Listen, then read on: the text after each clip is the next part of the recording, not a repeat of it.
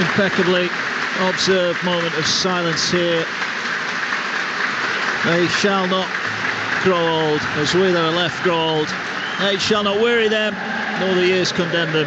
At the going down of the sun, and in the morning, we will remember them. We're live on Talksport 2 at the Stadium of Light. Sunderland hoping a win will lift them back into the top six. For Birmingham, they just want a win of any kind. No wins in 4 for them.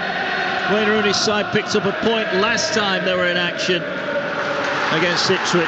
Can they build on that here? Electric atmosphere as ever at the Stadium of Light. Mickey Gray, newly inducted into the Sunderland Hall of Fame alongside us.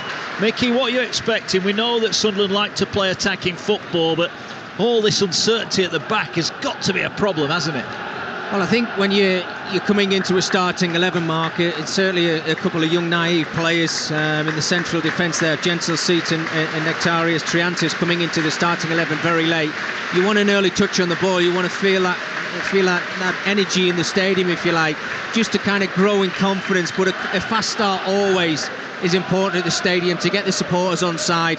But they'll know that this upbeat Birmingham over the last couple of weeks, albeit still searching for that first win under Wayne Rooney, they know there could be a backlash for them. They've got quality players in those forward positions. Looking forward to seeing Jay Stansfield play today, who's had a really bright start to the season as well. So he's certainly a player that needs to be watched this afternoon. But absolutely, I think Wayne Rooney will be expecting the same bright start from his Birmingham City team. Yeah. Well, the first of a double header here on Talksport 2. Don't forget Arsenal Burnley to come. With Ian Danter, Pericros with Faye Carruthers as well. Dance will be listening in, avid Birmingham fan, as we are underway here at the Stadium of Light. Sunderland in the red and white shirts, the black shorts and red socks going from left to right. The blue shirts and blue shorts of Birmingham, they've got the white socks on, attacking the goal away to our left. And the ball just bobbling around midway inside the Sunderland half, and it's picked up by Russin, who will collect it and just lays off the ball. And then just caught in possession there were Sunderland, and rather fortunate Dan Neil to get a free kick just his side of halfway. Just got to be a little bit brighter there, Dan Neil, albeit it's the early stages in the game. I think it's always nice to get a confident first touch on the ball. The managers always used to say the first thing you do, make sure you do it simple and make sure you do it right. It sets you up perfectly, doesn't it, for the rest of the game? Yeah, ball played forward, out of play from Sunderland, so throwing for Birmingham. Midway inside their own half, down there, right-hand side. 0-0 here. Don't forget, over on Talksport right now, live, exclusive national radio commentary of Wolves against Tottenham. If you've got the Talksport app, you can swipe left and right between the two. And if you've not got the Talksport app, it's available in all the usual places and very simple to use. Allows you to access all our live sport, the podcasts and any shows you may have missed. The Sunderland just popping off a few passes. You'd argue it's unfortunate that to lose one of your central defenders to suspension, but to lose both on the same day is incredibly unfortunate. Ball played forward here and picked up on the burst. Now here forward comes Sunderland, looking for an early shot, and the shot eventually is sliced wide from Sunderland. It was a decent effort in the end, but the first shot on target, Russin it wasn't afraid to pull the trigger, Mickey, but just wide of the target. Yeah, absolutely, bright start from Russin, playing through the middle this afternoon, but you can see Sunderland trying to get the ball up to him as quick as he possibly can. He looks like he wants to come a little bit deeper. He made that space for himself. He got himself into a nice pocket. Early doors, why not? You've got to take those shots on. He made the space himself, got his shot away, albeit not the best strike in the world. Well, here's Bellingham, who's picked it up on the edge of the penalty area. How ironic would it be if he were to score here? He's rode a couple of challenges. He gets the ball out wide on this near side. Roberts has it. Right hand edge of the penalty area. He did have the overlapping Huggins, who's busy. Gets it now on the right again, looks to exchange passes. Roberts has got it, wants to work it onto his left foot, works it to Ekwa. Ekwa's pass is blocked, and now there could be a potential break here for Birmingham, who are skipping away, and Stansfield is brought to a halt by a crunching tackle, and then another crunching tackle goes in, this time from Birmingham, and it's a free kick on halfway. Yeah, it's absolutely fantastic. First and foremost from Jay Stansfield, showed a good turn of pace there. As if in that left back position, I think it was Jensen Seelt who actually got himself across to make that challenge. Looked as if he's certainly up for the game. Yeah, through ball there from Huggins. Oh, sadly, Russin had made his run way too early and was in an offside position. 3 gone here, Sunderland 0, Birmingham 0. As the experienced John Ruddy all in black. Just leaves it as now almost the trademark way to restart play. Centre half either side of the 6-yard box, and they'll pass their way out from the back, which is what they do. Dion Sanderson, who had a spell with Sunderland on loan, he's now the captain this afternoon at Birmingham, and he wins the throw-in over on the far side. It's amazing how, sorry Mark, it's amazing how the game has changed, hasn't it, when you see goalkeepers playing inside their own 18-yard box and starting to play out from the back. I think in my time, managers would have been tearing their hair out. The first thing was for a goalkeeper to just try and get it across that halfway line as quickly as you possibly could. Yeah. This shows we're getting old, Mickey, that's what it is. Yeah, you're completely right. All over on the far side. Throw-in taken. Equa's across there, knocks it out for another throw-in. Pierre Equa, who got 2 goals here last time you and I were here together in that win over Southampton. He's looking to put pressure on Equa, and the ball played forward. Stansfield the target, ball headed away from him, but Birmingham win it back, and they're trying to work their way in behind, and 2 Sunderland defenders go for the same ball, and eventually the ball is hammered out of play over on the far side for a throw into Birmingham. The Birmingham player there, I think, was meeting the sandwich. He's gone down injured, and just a stoppage in play here for a little bit of treatment required. Yeah, banging the ground as well. Still yet to kind of see which player is on the ground there, Mark, as well, but it looked like a nasty one. But you can see what Birmingham are trying to do. Obviously they're trying to play out from the back, but when they do get that ball forward, it'll be a little bit of a concern for me. I think Sunderland are holding a very, very high line, and when you've got the pace of Jay Stansfield running in behind you, then you've got to be on your toes. You've got to be alert at all times, because he never stops running, and they've certainly come within 10 this afternoon, Birmingham City. Yeah, I think it is Stansfield who's down injured at the moment. He's laid flat on his back. The physio is with him. 5 outside the edge of the area, and they're looking at maybe his hip or his upper leg. Maybe his thigh's taking a bang there, but he was the meat in the sandwich as 2 defenders went for the same ball. So we've got a stoppage in play here. And, well, Birmingham will be desperately hoping he's okay, but I'm with you, Mickey. His reaction wasn't a positive one, was it? It wasn't, oh, I've got a bit of a bump. It's, hang on, I think I might be injured here. And he's just still laying flat on his back. He's not moved yet. So eventually he's just going to sit up now. But this will be a worry for Wayne Rooney and for Birmingham. Yeah, it's certainly a concern. There's no question of that. And I think, sometimes, even though we're so far away, Mark, I think you can always tell by the reaction of a player that he's got a bit of a problem. Whether it looks like the physio's having a look at his knee, whether he's landed wrong, or whether getting caught in between 2 Sunderland defenders has been a bit of a problem. But I think the positive thing is he has actually got himself back on his feet now. I think it's Oliver Burke, isn't it? Yeah, it's Burke actually who's down, and he hobbles up, but he's going to he's going to be helped off on this near side. Now this is in itself, he's 10 yards, 15 yards away from the touchline far side, but he's walking all the way across the field. Now, I can't see any immediate action on the Birmingham bench. There are a couple of subs warming up, but there's nobody getting stripped and ready to go. So Wayne Rooney looks quite relaxed about it on the edge of his technical area. He's got the big overcoat on and the baseball cap on down below us. Tony Mowbray in his... Well, he wears that body warmer, doesn't he? Mowbray just stood around pacing. I wonder what his thoughts were when he found out that Dennis Serkin had pulled out injured in the warm-up. But Burke's across to this near side, and they're still working on him. It is only a throw-in for Birmingham far side. We've had 7 minutes on the clock here. It's still 0-0 if you just joined us.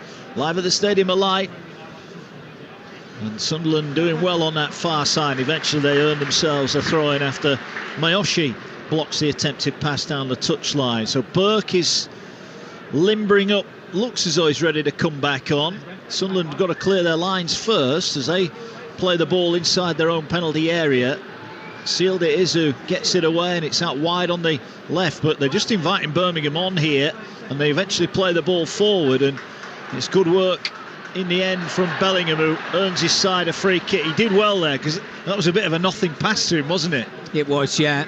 And again, sometimes you see sides actually playing out from the back when there's no need for it, Mark, is there? I mean, what's wrong with that long ball and just giving yourself a little bit of a breather as well? Certainly just after the game had just started again, but absolutely Joe Bellingham there showing his body strength, just getting in front of the ball there, but he had nowhere to go, and I think it was he's just trying to win a cheap foul, and he got exactly what he wanted. Yeah, big day for him, of course, former Birmingham player. Ball now played out from the back with Equa, who sees a challenge coming, tries to ride the challenge, pokes the ball out wide to Roberts, and Sunderland play keep ball now back on the edge of their own area. They'll go back to Patterson, who saved a penalty last week in the draw at Swansea. He plays it out wide on the far side, but the ball is intercepted by Ethan Laird, and the ball played forward is out for a Sunderland throw. So the game, it just feels a little bit stop-start. We had that couple of minutes stoppage for an injury there, Mickey, and it's not yet quite got going. No, you're completely right. Yeah, it certainly needs that flow to it, doesn't it? It never helps when you've got an early injury in a game as well, but saying, just looking at Birmingham, you know that their intent is trying to get in behind Sunderland if they can and use the pace. But I'd like to see Jack Clarke and Patrick Roberts get involved, albeit it's on the early stages in the game. I think they're dropping a little bit too deep for my liking and leaving Rusin a little bit isolated in that central forward position. So, sure, as the game goes on, those two wide players will get involved in the game. Well, they just got a free kick, Sunderland, and now they have worked it wide to Roberts. Wide on the right, he's driving into the penalty area, wants to cut in onto his left, goes back onto his right, squares the ball, big chance for Jack Clarke, lays it off, and the shot cleared off the line. In the end, no real power in the shot. That was a huge chance. I think it was Neil with a final effort. How unselfish was Jack Clarke? 12 yards out, everyone thinks he's going to pull the trigger. He squared it, and Neil's shot was bundled off the line and behind for a corner. Well, I mean, we'll talk about that, Mark, after this corner goes into the area, but what a huge chance for Sunderland. Jack Clarke, it's set behind for a corner, which is whipped in, headed away by Birmingham on the volley. It's fired in, and it bounces just in front of the keeper, and it behind for a goal kick. That was a decent effort, but it's gone behind, and it's still 0-0. But Jack Clarke, 9 league goals already, Mickey Gray, this season. Everyone in the stadium alike was expecting him to shoot there and fire in the first goal. Well, I mean, you talk about players who've got confidence because of the goals that they've got early on in this season. For the life of me, I don't understand why Jack Clarke's not played that first time. It's fantastic wing play from Patrick Roberts, who eventually gets the ball into the box, and it's played along the ground. There's no pressure on playing it first time. They're on the attack again here. Here's Roberts into the area again, goes past one, goes past two, he's still got it. Down by the byline, looking for an outlet, gets it away. Russin's going to have a shot across goal, hits the post. Ruddy was beaten and it cannons off the post. Here's Ekwa now, Roberts has it, wide on the right, feeds it into Russin again. Russin now tries to pull the ball back, great block at the near post. Good defending there from Iwu. And Birmingham have got the ball near side, but they lose possession again. Sunderland knocking on the door as Ekwa's brought down by Sunjic, but Sunjic's got enough of the ball, and the referee there has just done Sunderland a huge favour as they look to play Mayoshi from the halfway line. It hit the referee, and that will stop play. But what a couple of moments there for Sunderland. They firstly, the opportunity for Clarke, then Neil, and then Rusin rattling the woodwork. Still 0-0. I mean, they're massive opportunities, certainly when you can see Sunderland piling the pressure on this back line of Birmingham City, hitting the post with Rusin. Brilliant opportunity, I have to say, worked it really well onto his right foot. But that chance going back to Jack Clarke, played in by Patrick Roberts. He's got to play it first time. You don't get the time and space to have a touch, then have another touch, try and play somebody in. That opportunity then will go because you will get shut down, players will be in your face. And as the game started early, as we say, it's been a bit of a scrappy non-starter, to be honest with you, at the beginning of the game, but that is a huge chance for somebody in form like Jack Clarke. Yeah, well, he was unselfish. It remains 0-0. Birmingham will have expected an early onslaught here from Sunderland. That's exactly what they're getting. Well, it's still 0-0, and Birmingham bring the ball forward now, up towards halfway. Nice little turn from Bakuna. Gets it back. Iwu has it. He gets it to Sunjic. And he will get it across to Sanderson as Sunderland push out, trying to put pressure on. The ball over the top, and Burke is going to give chase here. Patterson's got in a tangle, and Patterson is lucky there that Burke went down, and Burke's screaming for a free kick. But in the end, they got the ball away, but there's danger at the back, and I think it was Sealt there, and Patterson just really got in each other's way. Well, they've got to sort that out. And I said, you know, Mark, when you're not used to playing with certain centre-halves, communication is absolutely key, but I think it has to come from the goalkeeper, Anthony Patterson. I don't know if it's Nectar Triantis or it's Sealt over on that left-hand side, but the goalkeeper's just got to give him a bigger shout, because Ollie Burke, that was a big chance for him. Look, he's been on the ground quite a lot in this game, and he's thumped the ground yet again because he knew that was a big opportunity for him. Yeah, did indeed. Ball working its way along the Sunderland back line. Still 0-0 at the stadium alike. A couple of early chances going the way of the home side. Here's Roberts again. I'm just trying to work out the reshuffle. Obviously, Sirkin, we thought was going to play at left back, but Trey Hume is over at left back. Niall Huggins, who we thought would be in the back line, he's almost playing as right wing, isn't he? Yeah, it's very difficult to work out, isn't it? Looks like Triantis is over here on the right-hand side of the central defence, but where we're from, Mark, it's so difficult to see the numbers on the backs of these Sunderland shirts. It's so hard. It is. Ball played out wide. Here's Patrick Roberts. We can see his number 10 clearly down below us. He's again on the edge of the box. He's looking to work it in. He'll square it to Echo. We know he can hit them from there, and he's encouraged to shoot by the Sunderland faithful, but he'll hold on to possession. He's strong on the ball. He's holding off Sunjic, who's trying to rat him out. Here's Echo. Eventually goes down, and Echo's done really well there. Wins a free kick. Dead centre of goal, about 25, 26 yards out from goal. He's come on leaps and bounds, Pierre Ekwah, over the last season. He's got that body strength now. You can see the confidence flowing through his veins as well. Missed a couple of games through injury, but just the body strength there, shielding the ball, doing everything you need to do as a central midfield player. Sunjic has just got to keep his cool. He lost that, certainly at the last moment there, and he dragged Ekwah down. And it gives Sunderland an opportunity. Well, it's probably nearly about 30 yards, I would say, Mark, but you know, if you're full of confidence, why not? Let's try and test the goalkeeper, John Ruddy.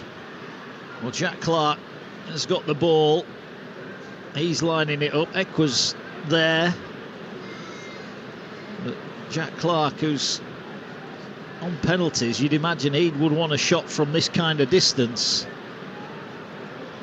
Ekwah is still stood over the ball, but I think more in hope than expectation he's going to get a chance to have a go here. So it will be Jack Clark. 30 yards out then, right in front of goal. Three-man Blues wall. Ruddy waits on his line. It is Ekwah who hits it, and it's straight into the arms, so we're all fooled by the decoy. But it was straight at John Ruddy, who was fully aware where the ball was at all times. It remains 0-0. Yeah, I think you know we're expected John Ruddy to make that save. It didn't really have enough pace on it. Well, they've given it away. Ekwah's picked it up 30 yards out from goal. He's going to have another shot. Sunjic blocks that one.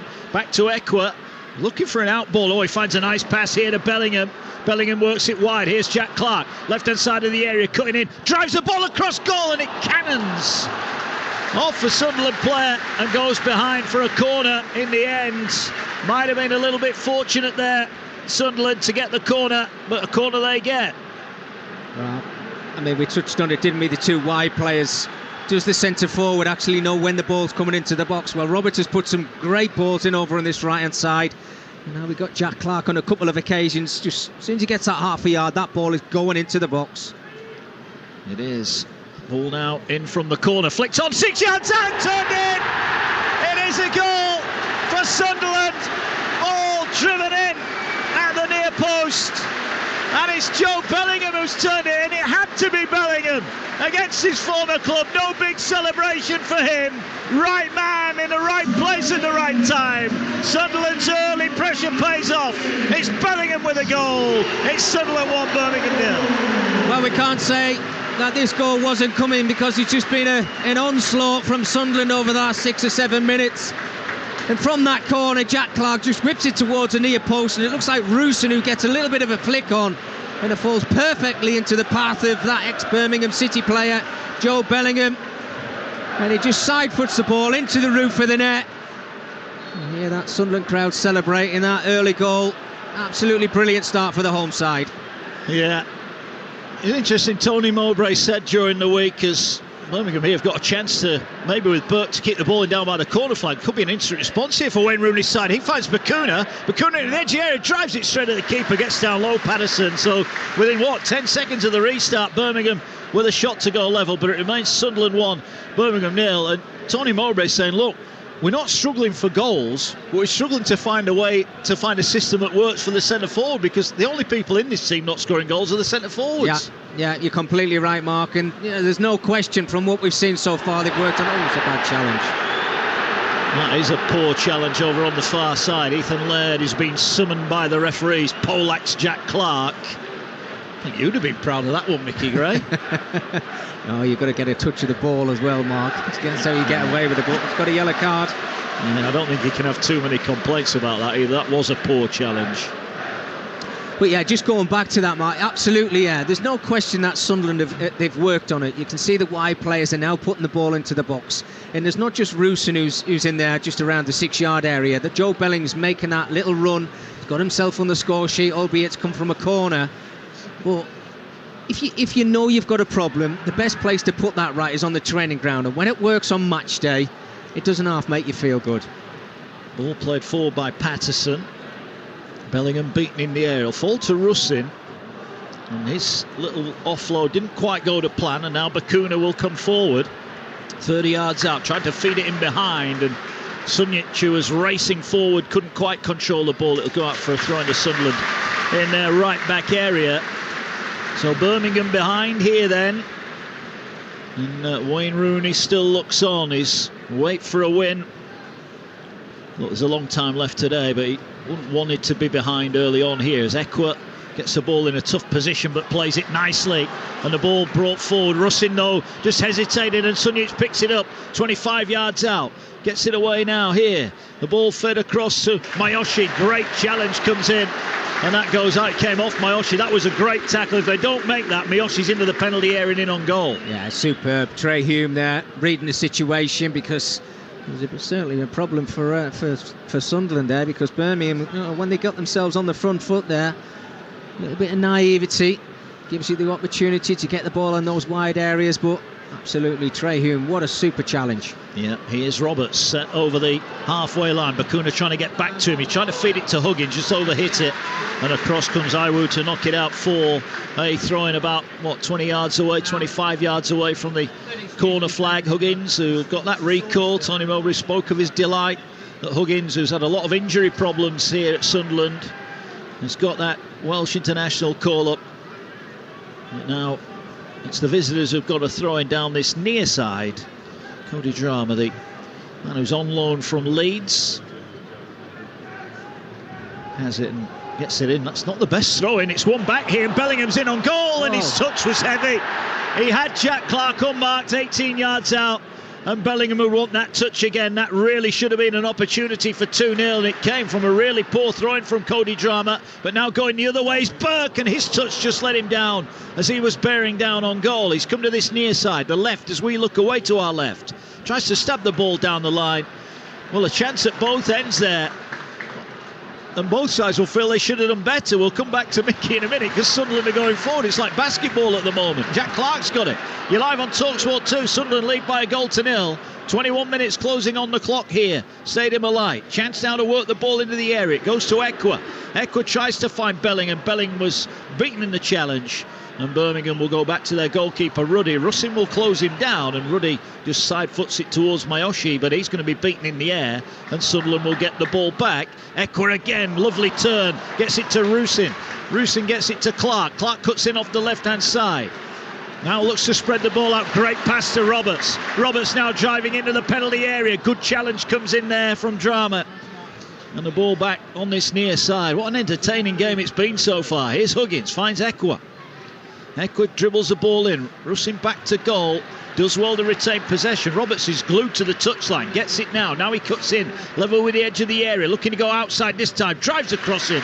Drama blocks it. And it's gone out for a corner kick. But what a game, Mickey Gray. End-to-end action. Yeah, it's absolutely superb, isn't it? Both sides going out there to enjoy themselves. Just a moment ago there, just seeing Patrick Roberts try and chop the ball onto his right foot, which then gives the fullback something more to think about. Drama in that left-back position for Birmingham City, because we know he's got a wonderful left foot. You've got to get that fullback thinking about things. Sunderland, on the other hand, have got to stop giving the ball away in that midfield area, because the pace that Birmingham have got, and Ollie Burke, if his first touch was better, he was in on goal. Here's the corner. It's going to be an in-swinging corner towards the near post. Diving header. Oh, they've not cleared it. It falls in the 6-yard box. It's hit the post. How on earth did they not score? That should have been 2-0. And I think it was Bellingham again. Huge opportunity, everyone waiting for the net to bulge. He didn't quite get the connection, but that was a real disastrous bit of defending from Birmingham. But it's still, thankfully for them, only 1-0. Well, it comes from the corner. I mean, it's a poor corner from Patrick Roberts. It's too low, and it should be easily cleared from Birmingham City's defenders. But when it does fall to Joe Bellingham, it's like he's got too much time, and he's probably thought about it a little bit too much, thinking, right, where shall I place this ball? He should score. It's a great opportunity. Twice Sunderland have hit the post and still only 1-0 up. You get the feeling that at the moment, for Birmingham City fans who are listening, their only way into this game at the moment would appear to be a Sunderland error in this makeshift back four, because they're not creating too much.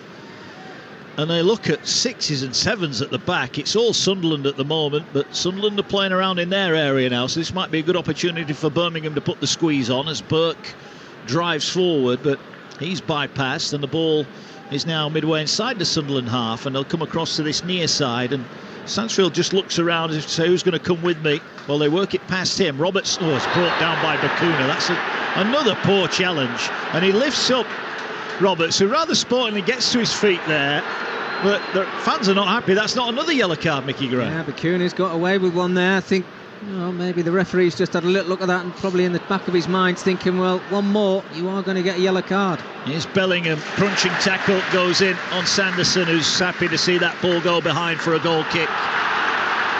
And more reactions from the Sunderland fans here just at the Stadium of Light. Just like his brother, eh?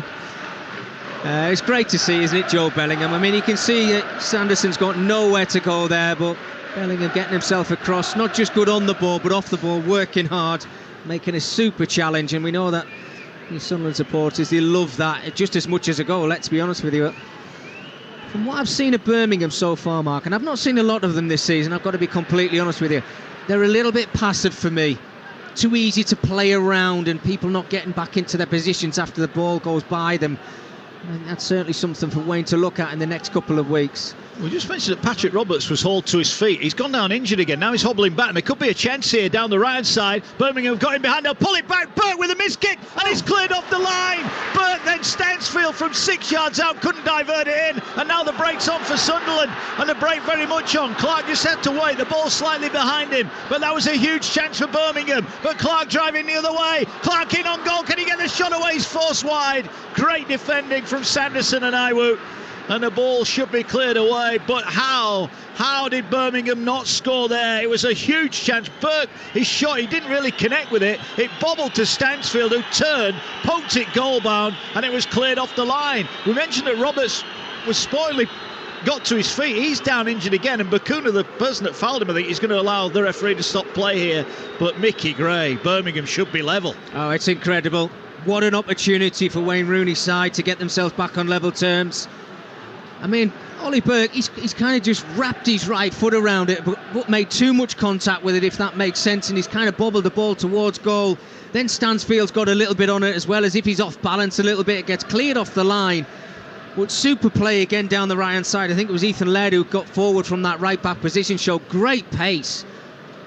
Well, it's an end-to-end game of football. It's bonkers when you see what's happening in both 18-yard boxes. How we've only seen one goal in the game, I do not know. But at the moment, we've got a little bit of a breather because of that injury to Patrick Roberts. And you can see the information from the coaching staff from Birmingham City. And I think Wayne Rooney's just walking across to it now just to say to these players, look, keep doing what you do and give us more in that final third. And I'm sure Tony Mowbray's doing exactly the same to his Sunderland players. That was a genuine missed gilt-edged opportunity for Birmingham to level it up. It is 1-0 if you've just joined us. How it is only 1-0, I'm not sure. Joe Bellingham, after a flicked-on corner, fired in from close range, but Bellingham has hit the post. Nazari Russin has hit the post for Sunderland. And at the other end, it was Niall Huggins who cleared it off the line to stop Birmingham getting level. You get the feeling there are plenty of goals in this one. You're live on Talksport 2, all part of Game Day Live. Wolves against Tottenham is live and exclusive right now over on Talksport with Rashmin Chowdhury, Sam Matterface and former England man Stuart Pearce. And don't forget, coming up from 3 o'clock here, Arsenal against Burnley, live and exclusive on National Radio on Talksport 2 with Ian Dante, Perry Groves and Faker Others guiding you through the afternoon. Here it is 1-0. I can tell you as well, Spurs lead by a goal to nil. Scored in the 3rd minute. Johnson with a goal. Wolves 0, Spurs 1. That's live over on Talksport right now. Patrick Roberts is back up, but on the sideline, not yet able to come back on. Are they going to let him on? The referee's just letting the game carry on. He is. Just stood there watching on. That's now ridiculous. He can come back on. Absolutely ridiculous. I understand when the player's been injured, if he's got the chance to get on the pitch as quick as he can. What the problem is, if just coming across that white line, they'd have to wait. I mean, it must have been a minute at least. Sunderland down to 10 men, which gives Birmingham a great opportunity, albeit for a short period of time. But probably sums up their day. They pass it around at the back, knock it forward to Burke, who's offside. So Sunderland have got it back. They lead by a goal to nil. Live here at the Stadium of Light, 28 minutes gone on Talksport 2. Oh, messing about at the back here by Sunderland, and Patterson with a last-ditch challenge clears his lines. Ball headed back into the edge of the area, and it's cleared away. Falls to Bakuna, 30 yards out. He's going to have a shot from 30 yards. Can't quite wrap his boot around it, and it goes behind. Well, we said about 10 minutes ago, Birmingham's best way in might be through Sunderland error at the back, and that was almost a mighty error, passing it around inside their own penalty area. And I keep going back to this, Mark, where I think sides can overplay, and you get caught out. We know Ollie Burke's got a lot of pace there. I think it's Triantis who's got caught on the ball. He's trying to play out from the back. He's waiting for a runner to his right-hand side. It doesn't come, but surely you know that if a Birmingham player is going to shut you down at some point. Just clear your lines, get rid of the ball, and take the pressure off your back line. Here's Miyoshi, tries to slide it through for Stansfield. Ball was cleared away, but straight to Stansfield. He's going to drive in. Miyoshi's there, and it's 1-1. Sunderland caught in possession again. And it's Miyoshi who rifles it in from 10 yards out. And Birmingham City have got their equaliser. Stansfield cross. And Miyoshi scores. Sunderland 1, Birmingham 1. Well, it's been coming. You have to say that Birmingham City over the last 5 minutes have put a lot of pressure on Sunderland. But I have to say, it's maybe down to themselves just being sloppy with the ball. But great play from Birmingham City. They get the ball to the byline, just pull it back into a sensible area, just at the edge of the 6-yard box. And Miyoshi's not going to miss from there. He just pokes out his left foot, opens his foot up, and it just finds it into the back of the net, which is a super finish. I'm sure that Wayne Rooney's Birmingham City side are absolutely thrilled to pieces to get themselves back on level terms. But this game, full of mistakes, so open. Things have got to shore up from both sides. They've got to show better quality.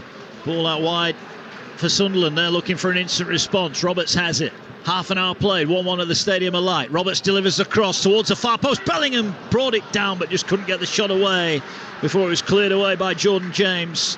And out for a throw-in at the other end.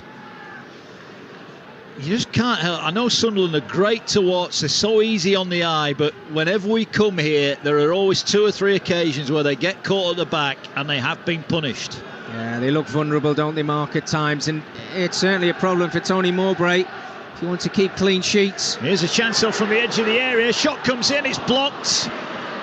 And it'll fall to Ekwa. He gets it back edge of the area. Can he get the ball away? Well, it'll come off a Birmingham defender. It finds Roberts on this near side. It was Huggins who had the shot. Now Ekwa will get it away. Dan Neal has it. Midway inside the Birmingham half. Just moves the ball out wide for Trey Hume. He moves it further wide. Jack Clark has got it. 1-1 here at the Stadium of Light. Birmingham with that leveler just a couple of moments ago.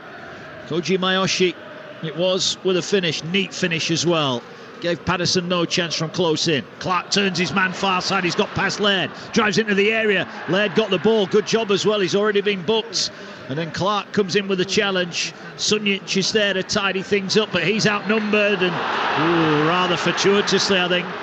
The referee awards a free kick against Sunderland, and Sunjic went down quite easily there, and he was relieved. He had 3 red and white shirts around him, and he gets a free kick. Yeah, Sunjic has been very clever there, hasn't he? Knew he was under pressure from 3 Sunderland players. Just waited for that little bit of contact, went to ground. It's kind of selling a dummy, isn't it, really, to the referee? But, I mean, Mark, we've touched how many times, whether it's a Birmingham player or a Sunderland player, and it always seems to be in the back line. Being really sloppy with the ball, giving the ball away to the opposition, and then it's whichever side find themselves on the attack. Well, there's another ball into the edge of the Sunderland area here. Stansfield was waiting. Ekwa tidies up, fires the ball to Dan Neal. He's lost it. Then he'll win it back. Ekwa's there to tidy up. Clark's free if he can get the ball over the halfway line. They did, but Awu comes across. It'll fall to Bellingham. Clark gets back on side. Well, I think both sides are increasingly open at the back. If that ball finds Jack Clark, he's literally got half of Sunderland to run into. Yeah, both sides are trying to put pressure on, but they're leaving themselves isolated at the back in 2v2 situations. And when you think about the pace that Birmingham have got in those final third positions, that can be a real concern moving forward, no question about it. And Jack Clark You're right. If Ekwa finds him on that left-hand side, he's in acres of space. I think Ekwa's actually started the game very well. It was a difficult pass to find Jack Clark, I have to say, but kind of sums up the game, really. Players are just out there, not really keeping themselves in position. That's why we find ourselves having so many opportunities in the game. Yeah, ball worked back by Jensen Seal, gets it away. Neil doesn't control it. Sunjic, who's had a real good start, drives forward. He's got Mayoshi on the right side of the penalty area. Gets it to him now. Mayoshi has got it into the penalty area. A little step over. Can he deliver the cross? He does it. Bobbles into the 6-yard box and rolls about a yard out from goal across the entire face of the Sunderland goal. And there's nobody there in a blue shirt to turn it in. Still 1-1. Well, I can't believe it.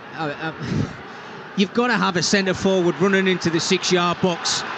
Mayoshi over on that right hand side's done really well. Little step over, got to the byline, little stroke of luck, slight deflection off Trey Hume. But where is your centre forward? Just to poke that ball into the back of the net. Huge chance for Birmingham City. Yeah. A yard out that ball when it rolled through the 6-yard box, and there was nobody there in Birmingham blue to turn it in. Here comes Sunderland going forward now. Well, it's the international break next week. These two might want to have a look at their defending over the next couple of weeks, because they're not doing much of it today, are they? It's 1-1. It could have been 3-3, really. Not many chances at both ends of the field. And Sunderland have got it back. And Jensen Seal on his full debut in the league for Sunderland. Ball over the top. Can Roberts keep it in? No, it'll skip away from him. And it's out for a throw-in for Birmingham. Level with their own penalty area. It is 1-1. We've had round about 35 minutes or so here. We didn't have a big stoppage in the first half, so we'll have at least 2 or 3, you'd feel, added on minutes at the end of this half as well. So lots more time to go. Arsenal-Burnley to come live and exclusive on Talksport 2 this afternoon as well. Burnley under big pressure at the bottom end. Arsenal looking to bounce back from that controversial defeat at Newcastle last week. Ball headed forward, Silt as well, gets it away to Bellingham, whose pass wasn't the best to Trey Hume, and Hume in the end just has to knock it forward, and that'll allow Ruddy to come out and collect it, and he bowls it over the top, and Laird, all of a sudden he's on halfway and there's nobody near him. He's driving in now towards the edge of the area. They go across to get him in the end, and in the end it's actually good defending. Jack Clark's back there helping out as well. It is phenomenal the amount of space that the wide players are getting here on this field at the Stadium of Light. Still 1-1. Yeah, it's worrying, isn't it? And super play, I have to say, from John Ruddy. What a super throw from him to release Lethan Laird down that right-hand side. But I was looking at the two centre-forwards, and I think you could have thrown a blanket over the two of them, Mark. You know, Burke's in there, and you've also got Stansfield as well. You know, one's got to make a near-post run, and one maybe just pull off to the far stick. The ball eventually didn't come into the box because it was good defender from Trey Hume, but it's that little naivety from your wide players of just getting your head down and putting it into a dangerous area. John James has just been caught on the ball there by Joe Bellingham. He's down. He should be fit to carry on. He'll get up and get the ball with a free kick. Another teenager with a bright future, Jordan James. Well, his 4th league start of the season, been used primarily off the bench, but has forced his way into the reckoning, and a set-piece chance here, and Sunderland are trying to hold a really high line. They're about 25 yards out from goal as I think it's Mayoshi on the far side. He's about to swing it in, fires it in, and it's cleared away by Ekwa. Dangerous looking ball. It's back into the edge of the area. Ekwa's there again. He'll find Clark. Clark will look to try and get the ball away. Neat pirouette takes him away from one. Now he's driving clear. He's got Roberts on this near side. Bakuna, though, did well. An athletic interception. Gets the ball away to Cody Drama, and he falls down, and that'll be a free kick 10 yards short of the halfway line. There's no doubt we're seeing a little bit of naivety from both sides here as well. We're also seeing some really good football, as you mentioned. You know, it's been end-to-end. There's been real good opportunities. We've had a couple of goals already in the game. I think Wayne Rooney will certainly be pleased with certain aspects of what he's seen from his team. Talked about him not changing from last weekend's draw against Ipswich, and I think you can see parts of that. Players starting to get used to playing in the same 11 with each other, which is positive for them. Yeah, that's a lovely pass from Ruddy. Finds Laird, who chests it down, cuts in field on halfway. He goes past one. I thought he got taken down there. He's not going to get a free kick.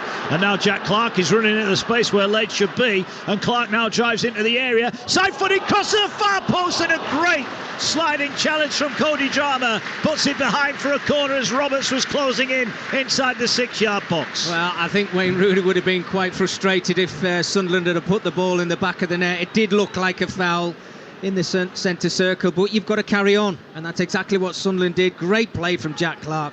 Wonderful ball with the outside of his right foot into the box, and see Patrick Roberts was trying to get onto his stronger left foot. Maybe he would have been better sliding in with his right foot.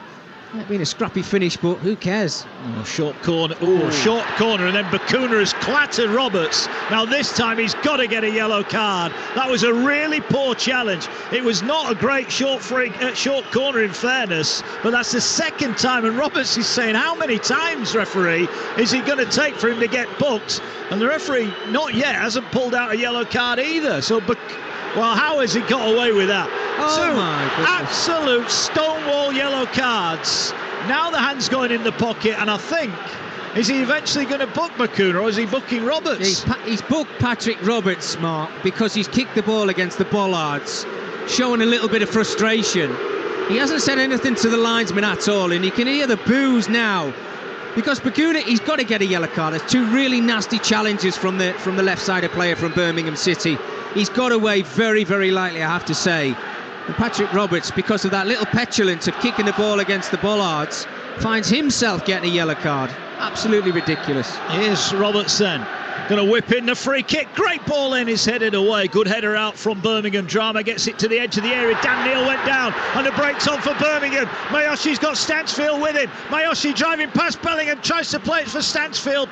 Keeper will come out, and Anthony Patterson sweeps up the ball edge of his own area. Well, the break was on. If Mayoshi had found Stansfield, he was in on goal. He didn't, and it remains 1-1. But I'm in utter disbelief how Bakuna's not got a yellow card. I cannot believe that he didn't get booked for the first one was bad, the second one was even worse. Yeah, it was ridiculous. I mean, you could see that Patrick Roberts wasn't going anywhere. He's just trying to get the ball away from his marker. And Bakuna's just come in and just sliced away both of his feet at the same time. And Patrick Roberts, understandably, gets back to his feet. Has a look at the referee, just waiting for him to pull the yellow card out for the wide player for Birmingham, and ends up getting one himself. Well, ludicrous. It's 1-1 here.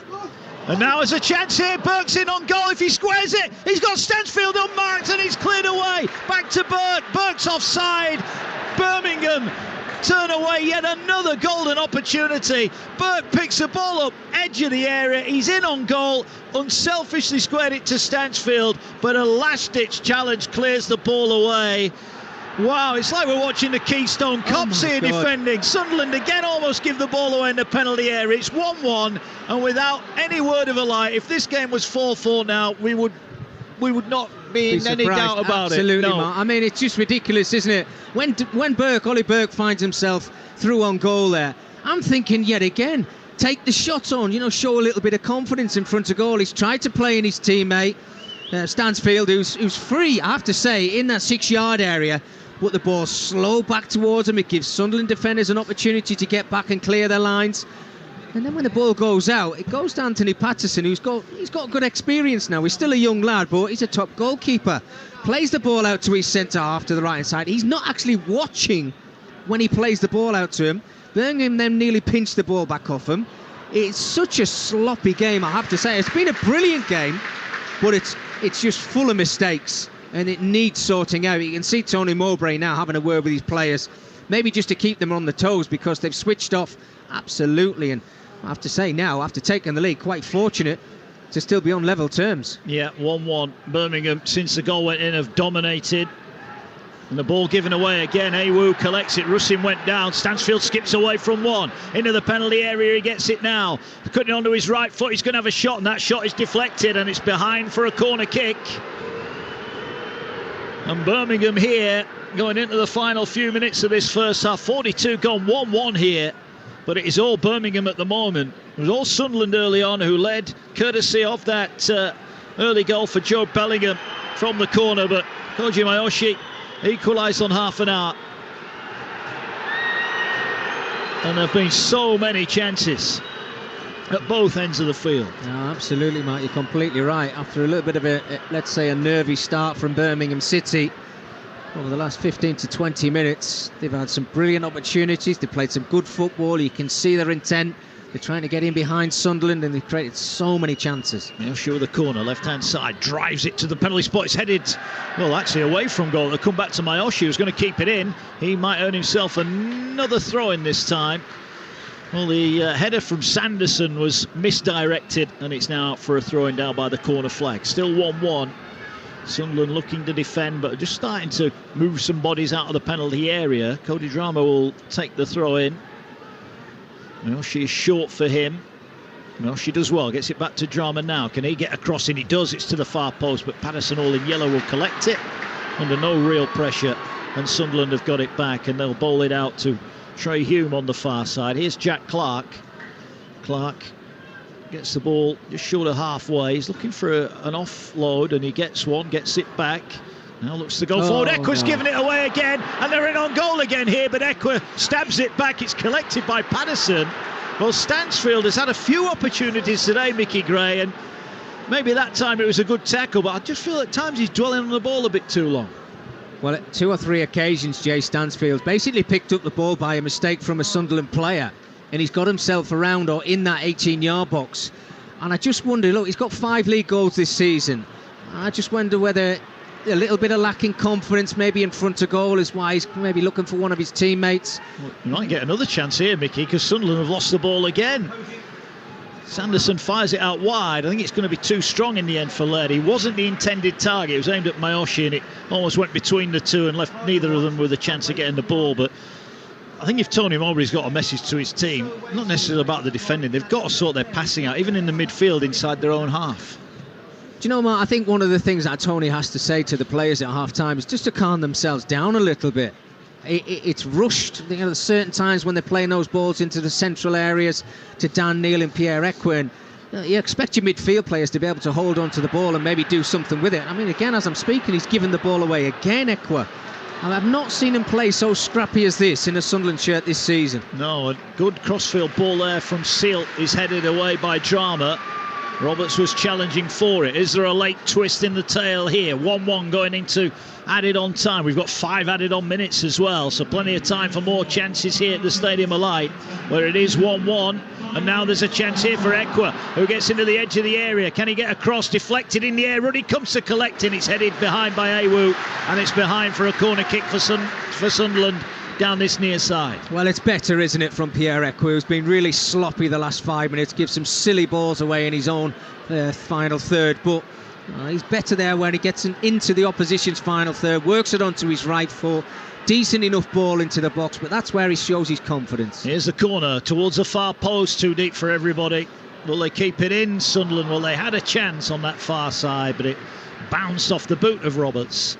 Over on the far side of Hume, and it's behind for a goal kick. So we're into the first of a minimum 5 added on minutes, 1-1 if you've just joined us, but that doesn't tell the story. Bellingham firing Sunderland in from close range from a corner to make it 1-0. Then Koji Miyoshi, neat finish after Sunderland turned the ball over on the edge of their own area. Stansfield the provider. Miyoshi buries it from close range, 1-1, but there have been chances aplenty at both ends. Birmingham have had one cleared off the line. They've had a clear in on goal when they didn't pull the trigger at the other end. Rusin and Bellingham have hit the upright. But you'd have to say Birmingham will be the happier going in at the break, because they've dominated the latter part of this first half here on Talksport 2. Lively old start to the day. Double header as always on Game Day Live. Arsenal Burnley to come live and exclusive from the Emirates with Faker Others, Ian Danter, Perry Groves, our team there this afternoon. Hope they have as much fun as we've had in the opening 45 here. I'm not sure what the two coaches will say at half-time. There's so much that needs rectifying, but a lot of it, Mickey, we're making light of it, but a lot of it's very easy to fix up, isn't it? Yeah, I mean, just a little bit of pride in your pass, whether it's to, 2 yards away to one of your teammates, or whether it's a 20, 30-yard pass out to a forward player. It's just got to be a little bit more crisper from both teams, because, as you said, it's been a really good game. End to end, really exciting, good opportunities. But I think when it comes to that little bit of sloppiness, that's something that both managers need to have a way with. And are we seeing something again here, Mark? I mean, is it Bakuna yet again? I thought it was Drama. I thought it might have been Cody Drama. It was great work, wasn't it, from Joe Bellingham. Picked the ball deep in his own half. He played a ball into space. Huggins racing down the right. Lovely first touch. Brings it down. Two Blues come to close him down. I think it was Drama who just caught his ankle as he was trying to burst away, Niall Huggins. But there's a set-piece opportunity here for Ekwa. Gets it away, and Sunderland, I thought Sunderland would put that into the box. They've sent everybody back, and Ekwa's pass is a poor one back to Huggins. He's got to go back to his keeper, and now all the Sunderland defenders rush back to get into defensive shape. And I'm just thinking, added on time, that might have been an opportunity for Roberts. He'll get another one now. He's on halfway, a little step over. He'll get it back to Pierre Ekwa, who started so well, but in his own half has not looked quite so confident in the latter part of this half. And now Sunderland will go long, and Russin has got him behind here. Across comes Iwu, Russin into the area, around the right-hand side. He's forced out of the penalty box, gets it away to Roberts. There are two waiting in the middle. Roberts gets past Drama now. Thought about crossing, gets it away to Ekwa. Ekwa shoots, heads it back into the area, and it's cleared away.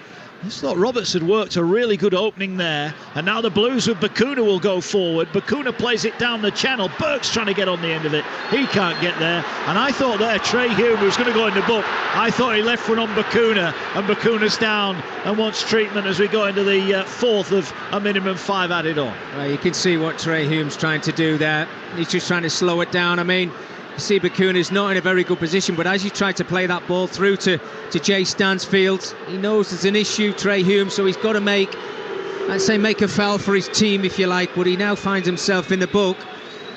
I'm with you, Mark. I think when Patrick Roberts wins that free kick high up the pitch on this right-hand side, we're coming to half-time. Take a little short free kick if you're not going to put it in the box. Give him the chance to take his full-back on, and then ask a question just before half-time, because there's no better time to score a goal as you're walking down that tunnel. And to be fair, when Sunderland have put the ball in the box, Birmingham haven't been great defending it. But now it's Birmingham who've got a chance to throw the ball forward. Bakuna is up and fit and ready to take the free kick.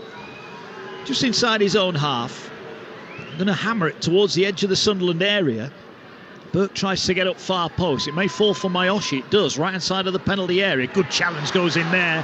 And now the break potentially on for Sunderland, who look to go long. Russin now is almost in on goal, but a good defensive header there from Laird.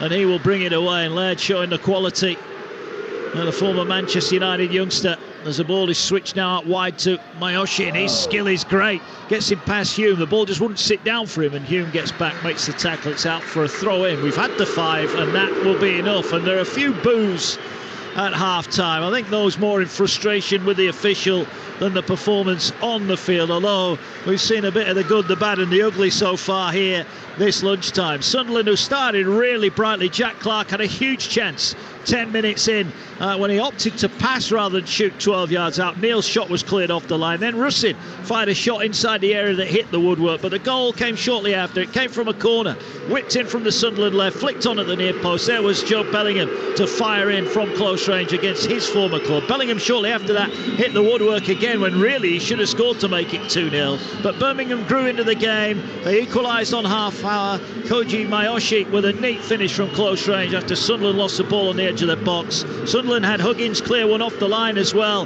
when Stansfield really should have scored from close in. And there are a couple of other chances at the end of the half as well. It's the official who's getting booed to the rafters as he goes off. But both managers here have got work to do defensively, because both are wide open. I think there'll be some more goals here in the second half. You certainly wouldn't rule it out. But at the break, really entertaining first 45. It's Sunderland 1, Birmingham 1. Oh, it's been an absolute cracking first 45 minutes of football, Mickey Gray. Great for the neutral, but pretty sure both managers are going to be frustrated for various reasons, probably because of some of that calamity defending that we score. The scoreline is level.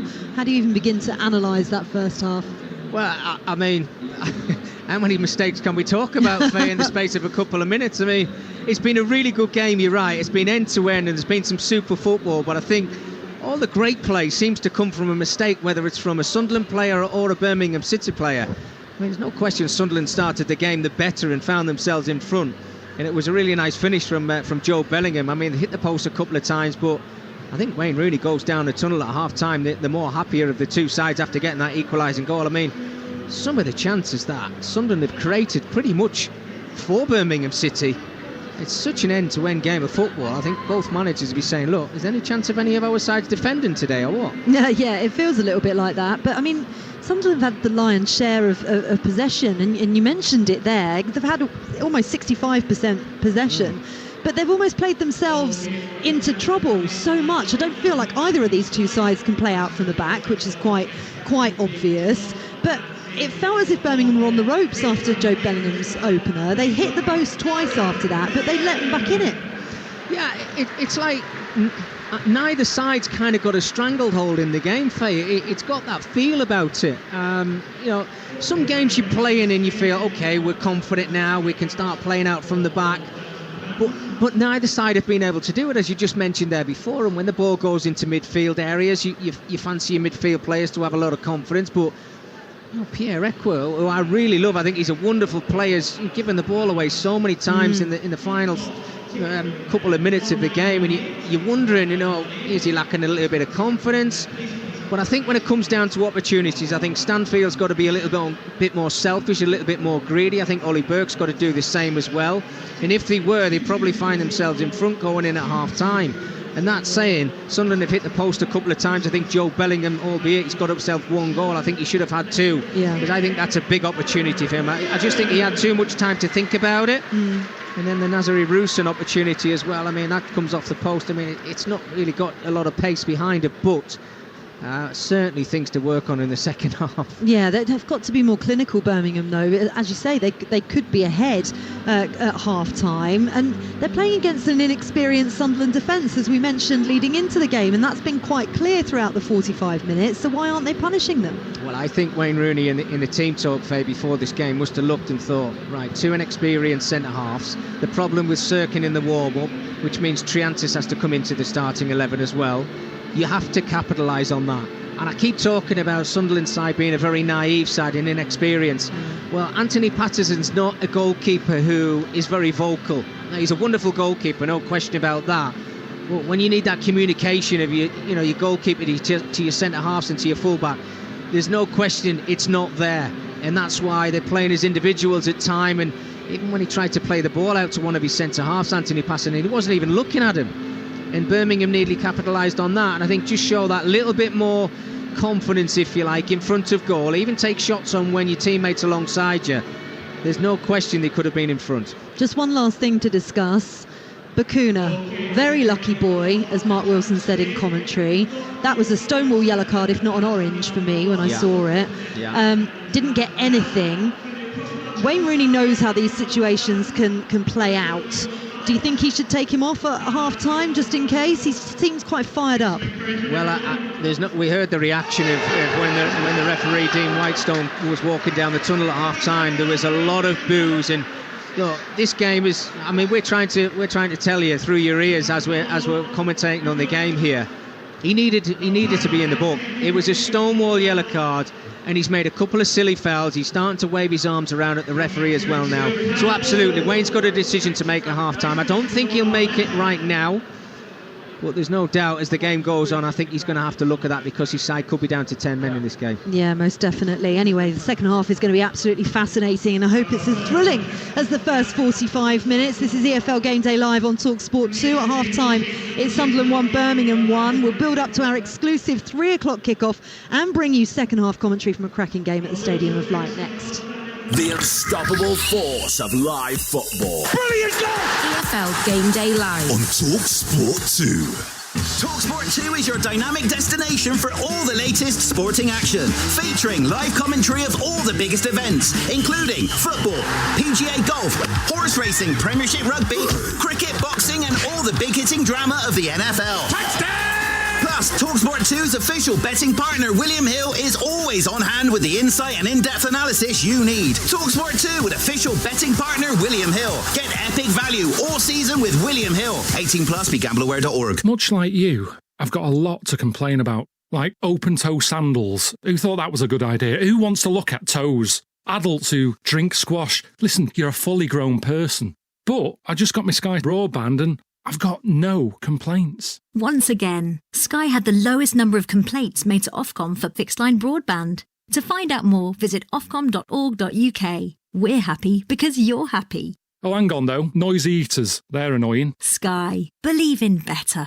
Introducing the new Philly cheese stack at McDonald's with 2 beef patties. Oh, yeah. Crispy and grilled onions. So crispy. Cheddar cheese. Oh, cheese. All topped with a melted cheddar cheese sauce.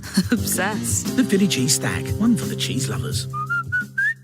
Available until the 21st of November. Served after 11 a.m. Participating restaurants only. Subject to availability. It's time to raise a glass at Morrison's with 25% off 6 or more bottles of wine and champagne. With over 300 to choose from. More popping open the fizz. Morrison's to shop at Morrison's. Majority of stores exclude Scotland. Subject to availability. Selected bottles exclusions apply. See online for details. Max 36 bottles in store. Ends 21st of November. Please drink responsibly. Washing, dishes, vacuuming, household chores never end. Even for me, Albert Einstein.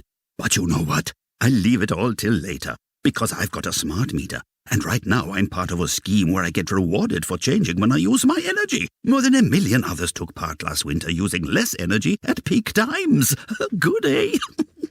Get ready to start earning rewards. Search Get a Smart Meter today.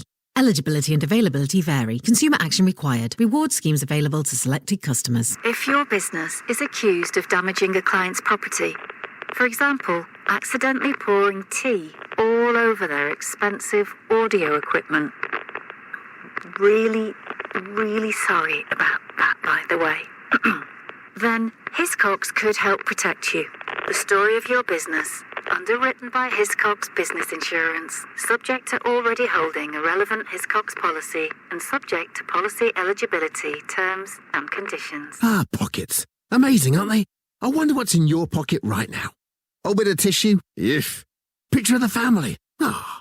How about a lottery ticket with 6 magic numbers? No? Don't worry, there's still time. This Saturday, it could be you. Lotto from the National Lottery. Play now. Rules and procedures apply. Players must be 18 or over. Game day.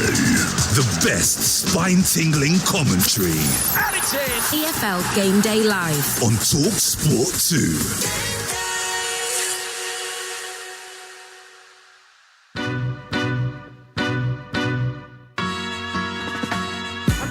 He's running clear, he's through the middle, he draws the goalkeeper, goes round him and pops it into an empty net. Ødegaard shoots low, comes for Saka!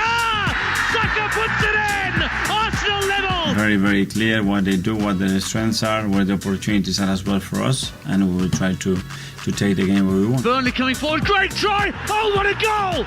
Oh, what a goal by Jakob Brun-Larsen! There is an entire squad, a group of players that are doing everything they can every single day, working hard, and those are the foundations of any successful team. It ain't over till it's over. There's no league like the Premier League to tell you that.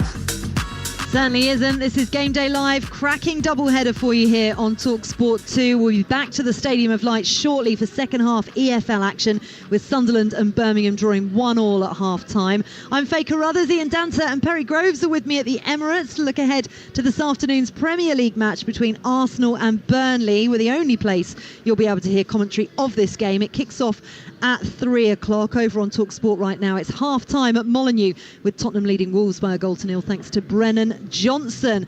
Perry Groves, former Arsenal winger, big chance for your guys to bounce back after last week's defeat to Newcastle. Yeah, well, that was the only time that Arsenal hadn't scored in the Premier League this season. There was lacking a bit of creativity. I think they had one shot from Gabriel Martinelli in the whole game. And I actually think that Arsenal have been missing Martin Ødegaard, obviously, because he's been injured, but I don't think he's hit the heights that he hit last season on the creative wise, and they haven't solved the problem of Granit Xhaka playing in that inside left position. No, Kai Havertz has played there, hasn't really sort of set the world alight. They've tried Trossard in there, so Arsenal aren't firing all cylinders. But with Burnley, we said about the game earlier where both teams were struggling defensively. Burnley are the archetypal team that have come up from the Championship and tried to play in the same way with dominating possession and, you know, closing down from the front, but just leave themselves far, far too open. You saw the 2 goals they conceded against Palace last week, the 2 mistakes from O'Shea and Bayer, the 2 centre-halves, and that sort of epitomise what Burnley have been like this year. They have to be better organised, and I don't know what Dance thinks, but I think that Vincent Kompany has actually got away with quite a lot this season because they've spent upwards of £100 million.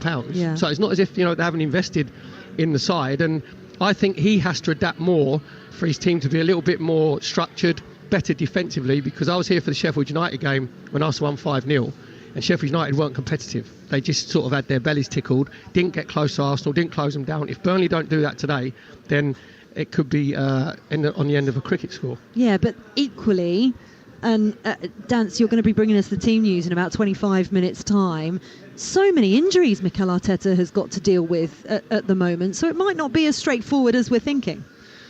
Let's see whether Nketiah's fit and Saka is fit. I think those are the two crucial players that the Arsenal fans want to know about most. I think they're fairly assured that Odegaard's not going to be ready for this game. I think it's all about whether... I mean, Eddie Nketiah's got all of his Premier League goals here at the Emirates Stadium. And we know about Bukayo Saka and what he brings, but he's had these ankle problems.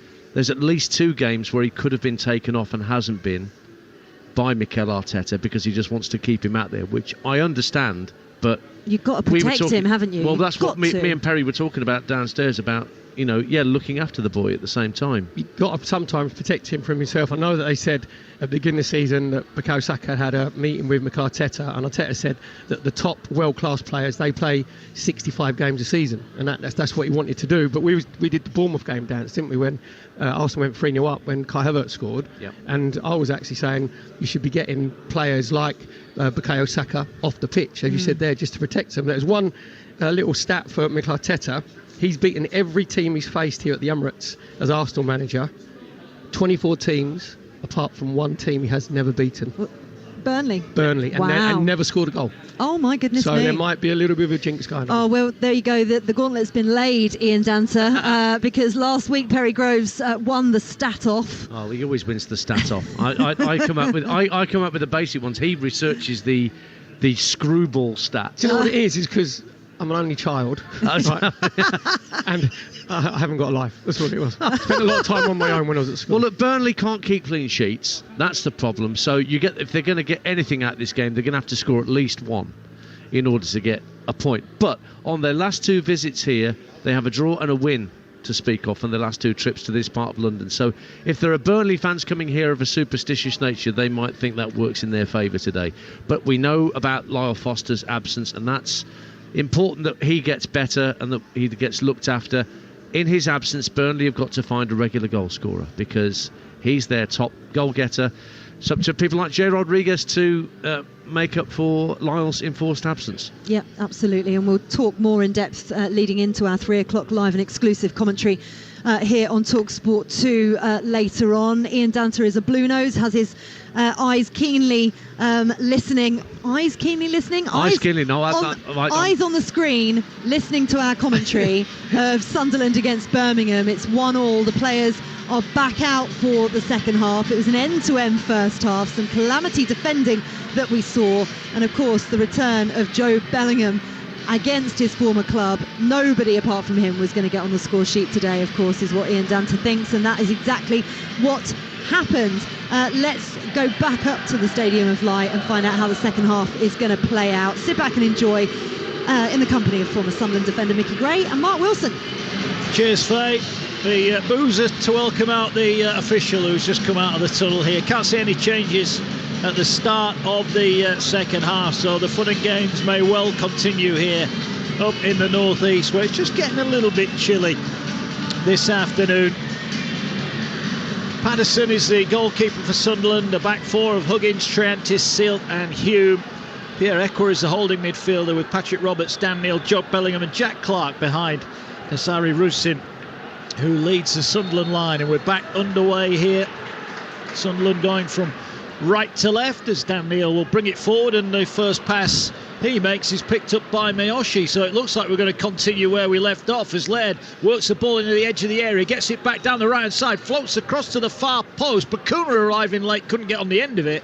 It's hooked away by the home side and up towards halfway, where Birmingham will have it through Dion Sanderson, and he will bring it out to this near side, and Ethan Laird has it. Nutmegs Jack Clark, goes down again, and not for the first time. Laird on the ground, not getting a free kick, and Clark's going the other way, and Clark's gone past James, who basically rugby tackles him and gets a yellow card 40 seconds into the second half. Mickey Gray, nothing's changed. No, it certainly hasn't, albeit the referee's now found his yellow card for fouls that should be yellow cards.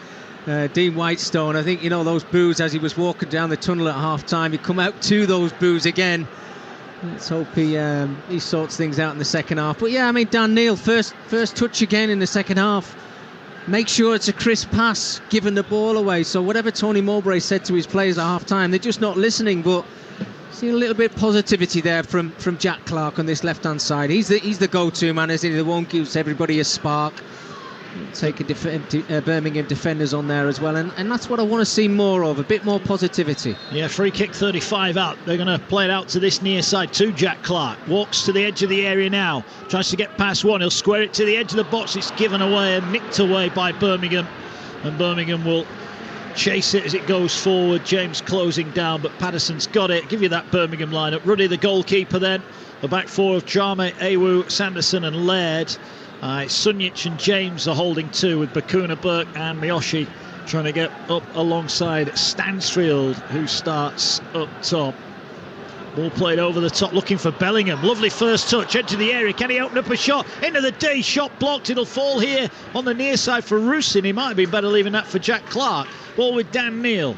Gets it now to on the right-hand side of the penalty area. Roberts has got it. Can he open up a crossing opportunity? Works the ball back here to Pierre Eckert, 25 yards out. He's going to stand the ball up to Clarke, but it's too deep and it'll go behind for a goal kick. 2.5 gone second half. It is still Sunderland 1, Birmingham 1. Well, it's certainly Sunderland on the front foot in this second half, and they've got themselves into some very good positions out wide with Jack Clarke showing his positivity. Sloppy little pass though when he got to the edge of the 18-yard box. And the problem I've got with Patrick Roberts, albeit I think he's a wonderful player, you can see when he picks up that ball, Mark, you don't know whether he's going to cross the ball or whether he's going to do a little trick and then chop the ball back onto his left foot. What happens then is you've got static players in the box, and they're waving their arms around thinking, well, I'm standing here, but why am I standing here? I've got to make another move to try and create space. Well, Birmingham have just given the ball away by kicking the ball at one of their own players, and now on the edge of the area, Jack Clarke has it down on the left-hand side. He's looking to square it to Ekwa. Ekwa's under pressure, gets away from Sunjic, drives into the edge of the area, tries to poke the ball through. Bakuna should nick it away and does nick it away, and he'll keep it in wide on the Birmingham left-hand side. A few boos for him. As the ball played forward, it's a good ball as well, as Stansfield's got onto it, but he races forward. He just has to run outside the penalty area, left-hand side. The Blues attacking the goal to our right-hand side here. Bakuna has it again. He'll retain possession, rides one challenge, but he's dispossessed by Ekwa, and forward now come the home side, trying to feed it to Nazarick, but he can't keep it in. Over on the far side, it's out for a throw, and it's like they're playing in fast forward, Mickey. Is it someone just needs to take a breath and get the ball down? You do, and is that down to a little lack of inexperience? We talk about the enthusiasm that I suppose both sides have got, let's be honest with you, but certainly in Sunderland's case there, Patrick Roberts just needed to take a little bit of a deep breath, didn't he, and just play a simple pass out to his right-hand side. I think it's more about just taking care and having a little bit of pride in what you're doing. Ball from Ruddy out on this near side, finds Laird. Awful ball for him to deal with it. The pass was accurate, but it bounced just in front of him and he didn't really have a chance to bring it down, and it's out for a throw in that Trey Hume will receive, and Hume has it on halfway.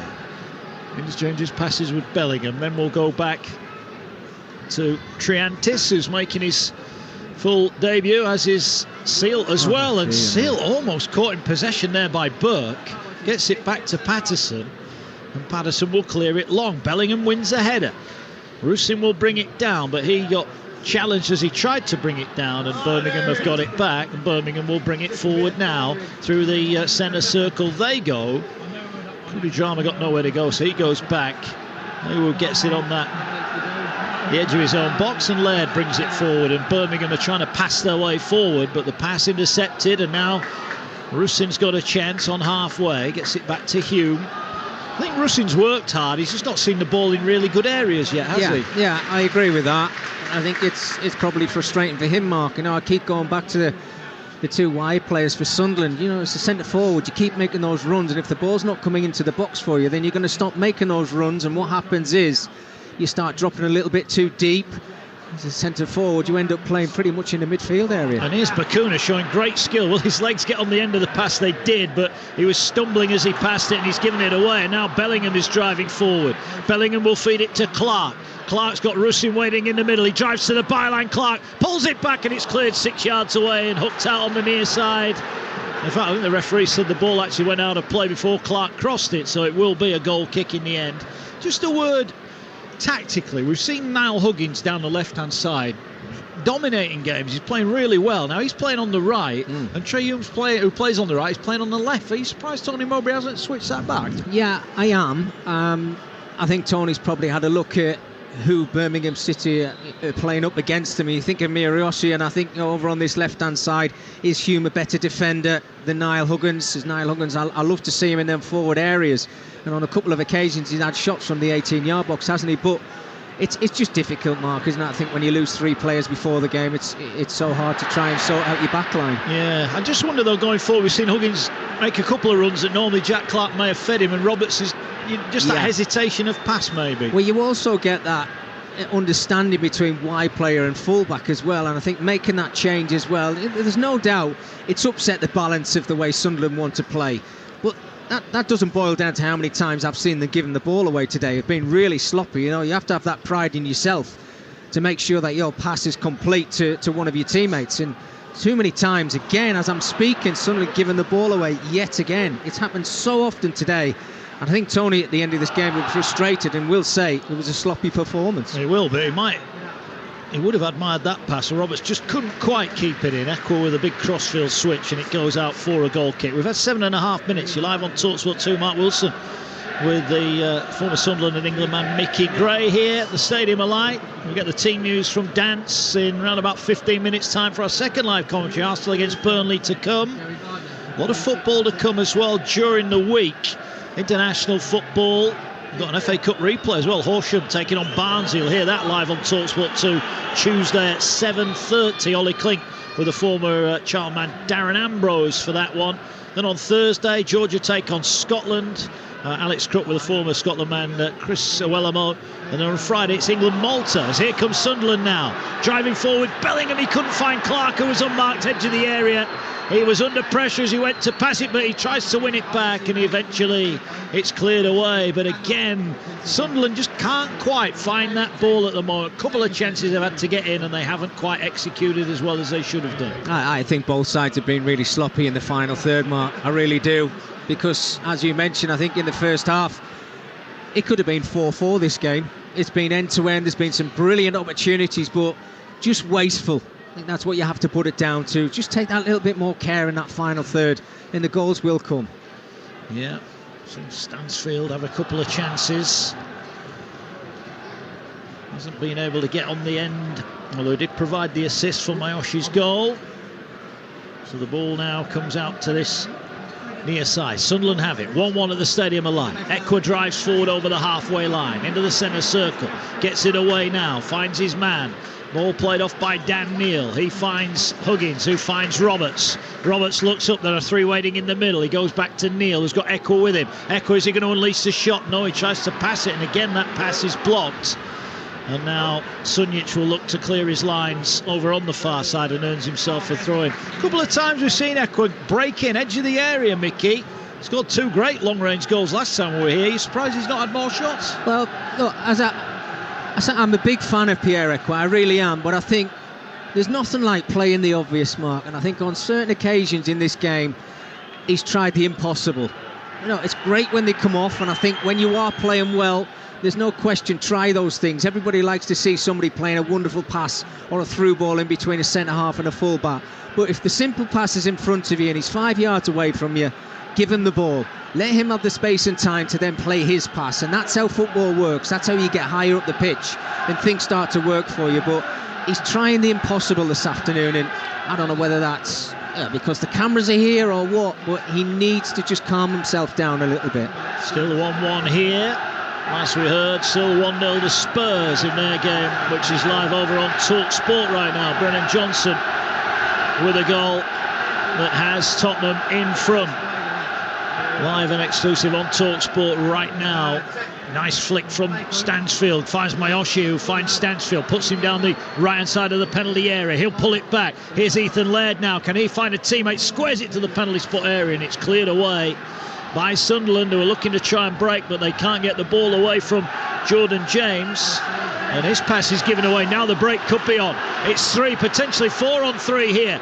Clark drives forward, they're backing off him, he'll square the ball here, big chance, Roberts arriving, will dribble the ball forward, Sunderland with a cross-come shot blocked, Russin's effort falls edge of the area, 1-2 played here, ball crossed in and it's headed behind by Birmingham, and it's behind for a corner kick. Super intent from Sunderland there, the counter-attacking football, absolutely brilliant. That pass from Jack Clark just out wide to Nazare Rusin was just a little bit too wide. He couldn't get his shot away early enough. When the ball comes back into the box, he has to be a little bit more clinical, maybe a little bit more pace, keep it on the ground low. A good start to the second half from the home team. It is. Corner for Sunderland then. Going to be... Well, they were going to play it short, now they do play it short. Can Sunderland work the ball in then? From their right-hand side, the cross is deep, too deep. No, it's headed back towards goal, and it's turned in from close range. Sunderland lead and the stadium alive. Not sure who'll get the credit for it, because the header back across goal, ballooned over Ruddy, and it's turned in from close range. Sunderland lead by 2-1. Well, I mean, it's come out of nothing, hasn't it? As you're looking at the build-up, you're thinking, don't take a short corner. It was Patrick Roberts, but he does take that short corner. It looks as if he's played it too far into the box. They do brilliantly to keep it alive. And you see John Ruddy, the goalkeeper from Birmingham, waving his arms around, asking the question to the linesman and the referee. He thinks it went out of play. And I have to say, it looked very, very close. And as we're looking, Mark, I'm the same as you. It's very difficult to see who's actually poked the ball into the back of the net. I don't know if it was Joe Bellingham on the end of it to get his second goal. But Sunderland don't care. That ball is in the back of the net. They've took the lead again. As I said, it's been a really positive start to the second half. Well, it's going to be the debutant.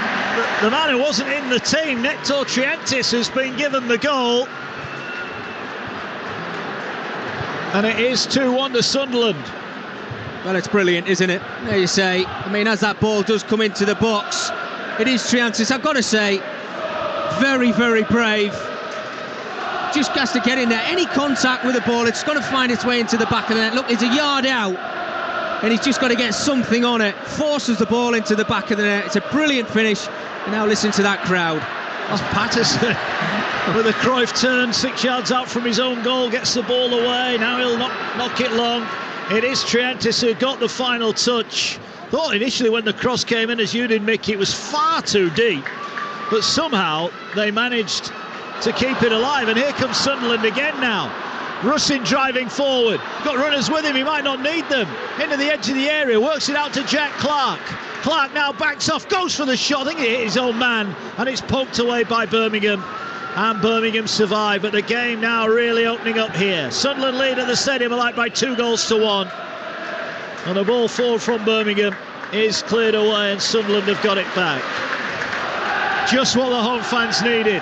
It's another goal that doesn't come from a centre forward, but it's another valuable goal for Sunderland.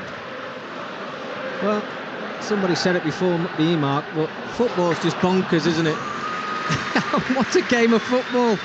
I mean, I've never seen so many mistakes in a game of football, I've got to be completely honest with you, but it's just brilliant. It's end to end. You say the ones who want it the most, the one who show that little bit of quality, are going to get something from this game. And as it stands, Sunderland find themselves picking up all 3 points. Yeah, well, they do at the moment, but you wouldn't rule out chances coming at the other end. But a man, Nectar Triantis, who wasn't even in the starting 11. There was an injury to Dennis Sirkin in the warm-up. Triantis came in for his full debut, and he pokes in from a yard out to give Sunderland the lead here. It is 2-1. And Birmingham once again have got it all to do. We're about to see a change here. Down on this near side, Abdullah Bar is about to come on for Sunderland. Interesting who is going to go off as Birmingham advance down their left-hand side. Nice mazy little run. Gets the ball into the feet of Stansfield, but he's well dealt with, and the ball out for a Birmingham throw. Burt makes a quick run, but Birmingham are going to go against that, and they are going to make a change here, and it's going to be Nazari Rusin who will make way. Well, he's worked hard, and I think the ovation shows that Sunderland are happy, the fans are happy. He might not have got a goal, but he's run himself into the ground today for Tony Mowbray's side. And if you're not going to score then, Mickey, the next best thing is work your socks off, and that's exactly what he's done. Yeah, absolutely. I think he can be very proud of his performance as he comes off the pitch there, Rusin. He's worked his socks off. You know, at times, maybe a little bit frustrated. The service hasn't come into the box for him, but he did at the post in the first half. Just gives them Abdullah Bara an opportunity now. Whether he plays in that forward position, it looks like he's actually going in just behind, and I think Joe Bellingham's going to now play as the out-and-out striker for Sunderland, but they've just got to try and keep it nice and solid now, Mark. No, don't try and chase the game. Yes, of course, if the opportunities come your way, try and finish the game off if you can, but you're in front, hold on to that lead. Well, James has been caught in possession, and here's Abdullah Bar now. Jack Clark's made a great run to his left-hand side. Bar now feeds it to Clark. The red and white shirt's closing in. Clark cuts inside, tries to feed it out wide. Big chance for 3-1, and Ruddy makes a great save.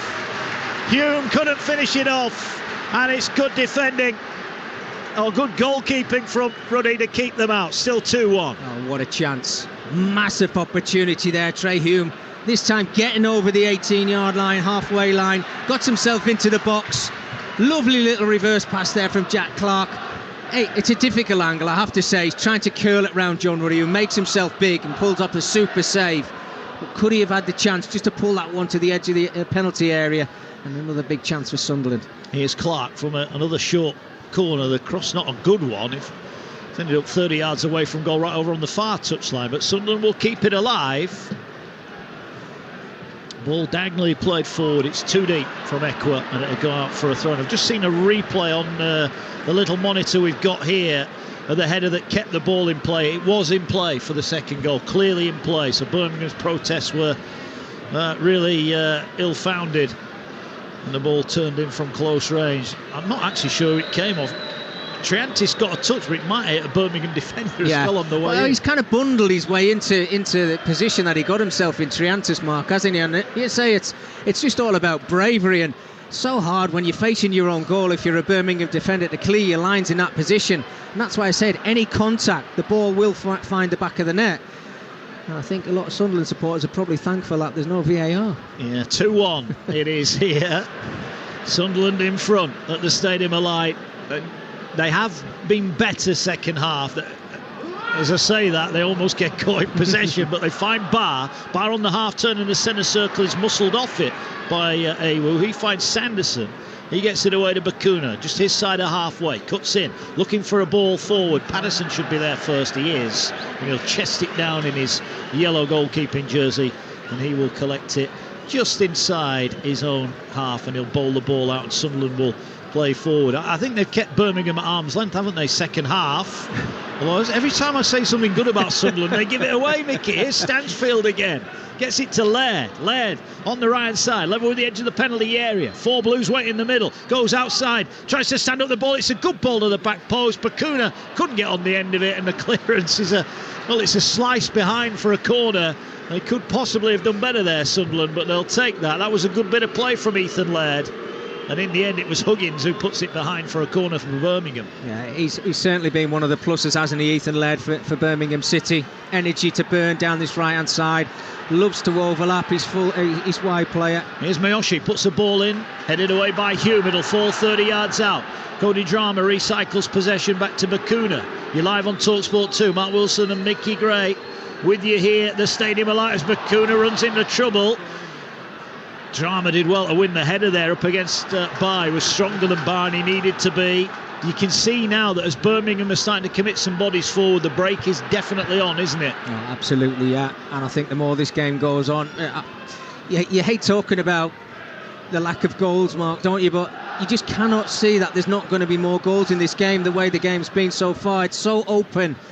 And I think Sunderland will start to drop off as the game goes on, try to hang on to this lead, and what that'll do is give Birmingham the opportunity in the final positions to give themselves more chances in this match. Jack Clark bundles in, Laird stands his ground, wins a challenge, and then Clark bundles over James, and the referee's having none of it, so it's a throw into Sunderland. Well, Wayne Rooney's right by the fourth official, and he's not happy with that challenge. He has let quite a lot go, the official, today. And now Wayne Rooney's having a pop at the referee. And his wait goes on. We've got a stoppage in play here. Let's get the team news then from the Emirates. Arsenal against Burnley is our live commentary at 3 o'clock. Here's Ian Danter.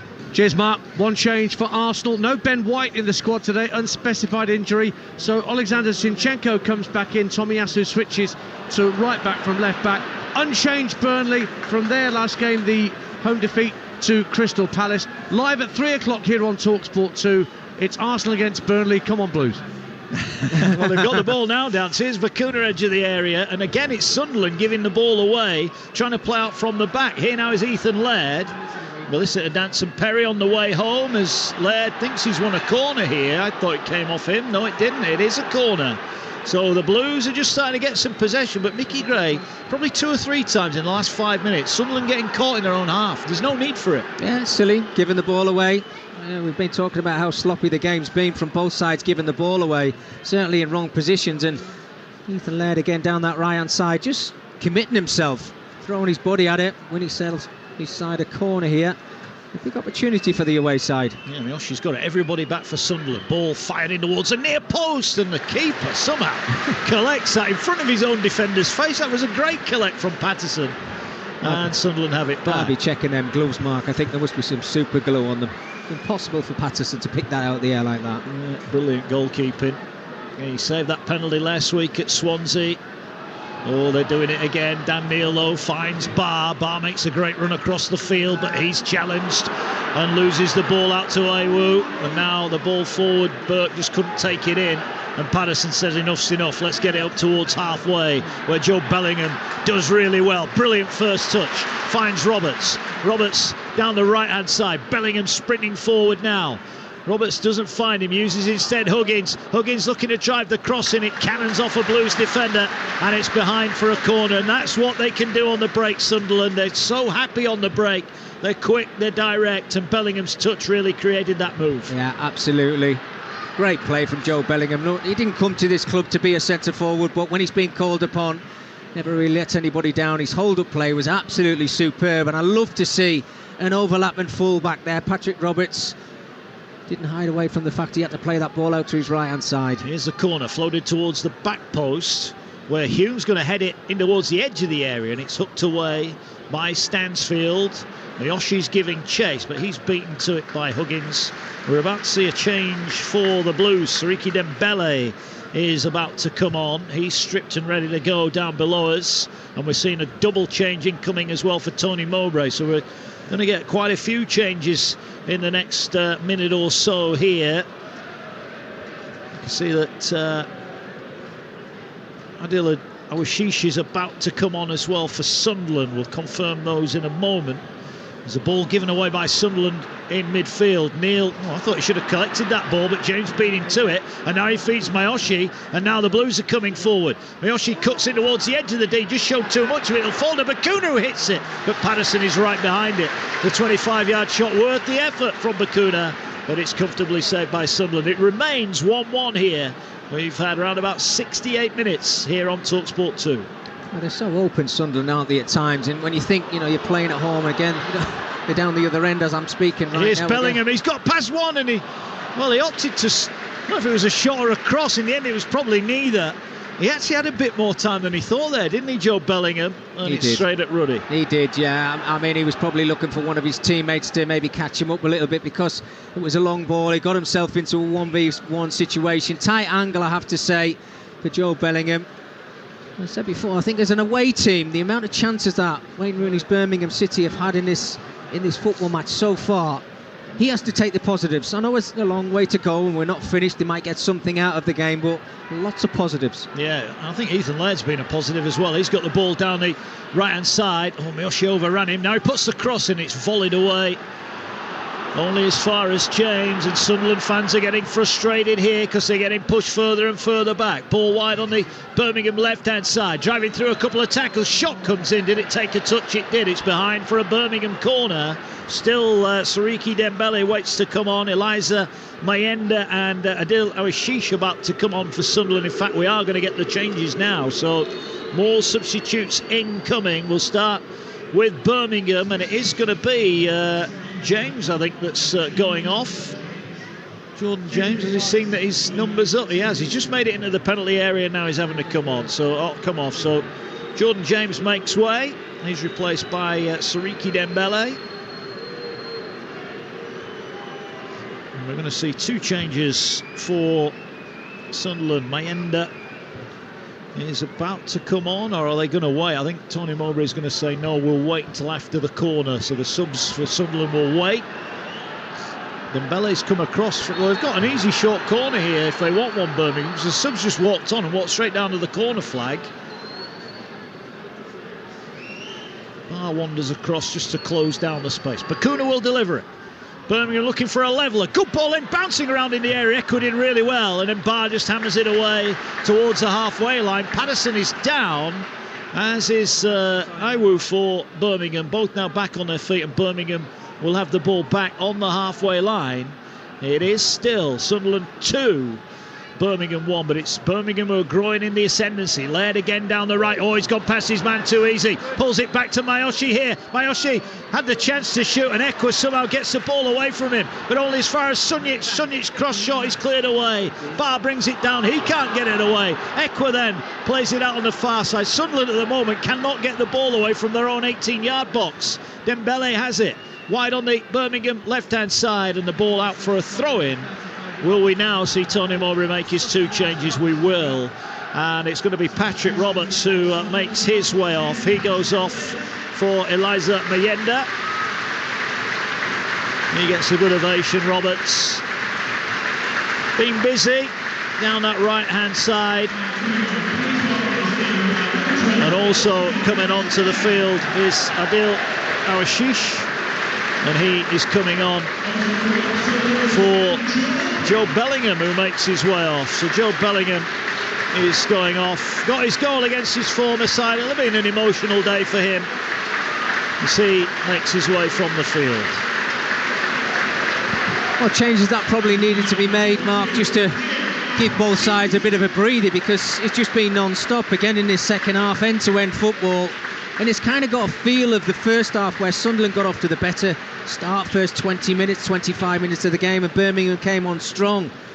It's certainly got that feel right now over the last 5 minutes. Birmingham City have certainly got the better of it, got themselves into some good positions, but Sunjic, when he got that ball onto his left foot in the 18-yard box, you're right, why is he not taking the shot on? You know, he wants another touch, he's trying to score the perfect goal. Get your laces through it and have a chance and ask questions. And Anthony Patterson in that Sunderland goal. Yeah, 29 gone here, second half. Talksport 2, you're home with the EFL, live from the Stadium of Light this afternoon as Clark's nicked the ball off Mayoshi, and Clark goes past Bakuna, who tried to bring him down and failed. Still Clark gets it out on this near side. Here's the substitute Mayenda, puts the ball in, he's bouncing around, and it comes off a Birmingham man and straight into the arms of John Ruddy, who gratefully collects it and balls it out to Bakuna, who didn't want it, and now Clark's nicked it back, and Sunderland have got it back. He'll feed it out. In fact, it's Clark on the end of it now. Clark into the area, goes for the curling shot, didn't curl it, flicks off a Birmingham heel, and it's behind for a Sunderland corner. Well, John Ruddy's very fortunate. That ball was planted straight next to him, and it was a simple save in the end. It eventually came off Iwu after great play down that left-hand side by Mayenda. Good play from Sunderland again. They look really threatening now when they're picking up the ball in the final third. Jack Clark growing into the game, driving at full-backs. That's what you want to see from your wide players. Oshish will take the corner, far side. Everybody back for the Blues. Ball whipped into the 6-yard box, slides off head, it'll fall to the far post. No, it won't. Miyoshi nicked it away from the onrushing Jack Clark. And it's all the way up to the halfway line where Sunderland, with Huggins, will retain possession. Burke chased him down with great effort there, but the ball cleared away by Patterson. towards halfway. Sunjic will head it forward. Ekwa wins the header but needs to win the challenge to follow it up. But in the end, it's Huggins who'll bring it forward, and he's a dangerous runner, and he's over the halfway line. He's still going. He's got Clark outside him. Forward in the middle. Clark down the left-hand side of the penalty area. Chops onto his right foot. A swing and a miss from Sunjic. Clark still going. Clark puts it into the 6-yard box, and it's turned in. Awashish scores, and Sunderland surely now picking up all 3 points. More magic from Huggins and Clark. Clark with the delivery, and Adil Ashish slides in, and Sunderland lead by 3 goals to 1. Well, I mean, I have to say it's fantastic from start to finish. Niall Huggins wins the ball in the edge of his 18-yard box, drives 50 yards up the pitch, plays a simple little ball out to the left-hand side to Jack Clark, and Adawi's just come onto the pitch. Well, he's not going to score an easier goal than that. Probably his first touch of the game, just a simple little tap into the back of the net, and all that pressure from Birmingham City trying to get themselves back on level terms. They leave spaces at the back, which then gives Sunderland the opportunity to break forward. And Adawish did not let anybody down. Big win for Sunderland. It looks like they're going to pick up all 3 points. 15 minutes of this game to go, still a long way to go, but this is a big opportunity for Tony Mowbray's Sunderland side to pick up maximum points today. We mentioned that link-up between Huggins and Huggins and Clark, and it showed there, didn't it? Huggins made the run, Clark just held off, cross comes in, but more changes coming in for the Blues here. They're going to make a double change. Scott Hogan and Lucas Jutkovic about to come on. I think Stansfield is one of those that's going off. So Scott Hogan coming on, Lucas Jutkovic coming on as well, and it's going to be Burke who makes way. So now that Sunderland have got a 2-goal advantage, we've got to raise the question about Birmingham and when does their first win come under Wayne Rooney, because it's not looking like it's going to be today. 3-1 down and 15 minutes to turn it around. Still, by the way, over on Talksport, still 1-0 Spurs lead at Wolverhampton Wanderers.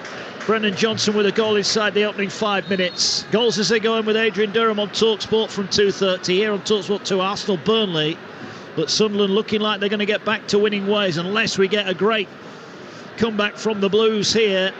But just going back to the goal, Mickey, Sunjic has got a chance to clear it away and he completely misses his kick. Yeah, and again, you know, we've just seen so many mistakes, haven't we? And I think, look, these Birmingham players have ran themselves into the ground, and I think Wayne will be really pleased with that.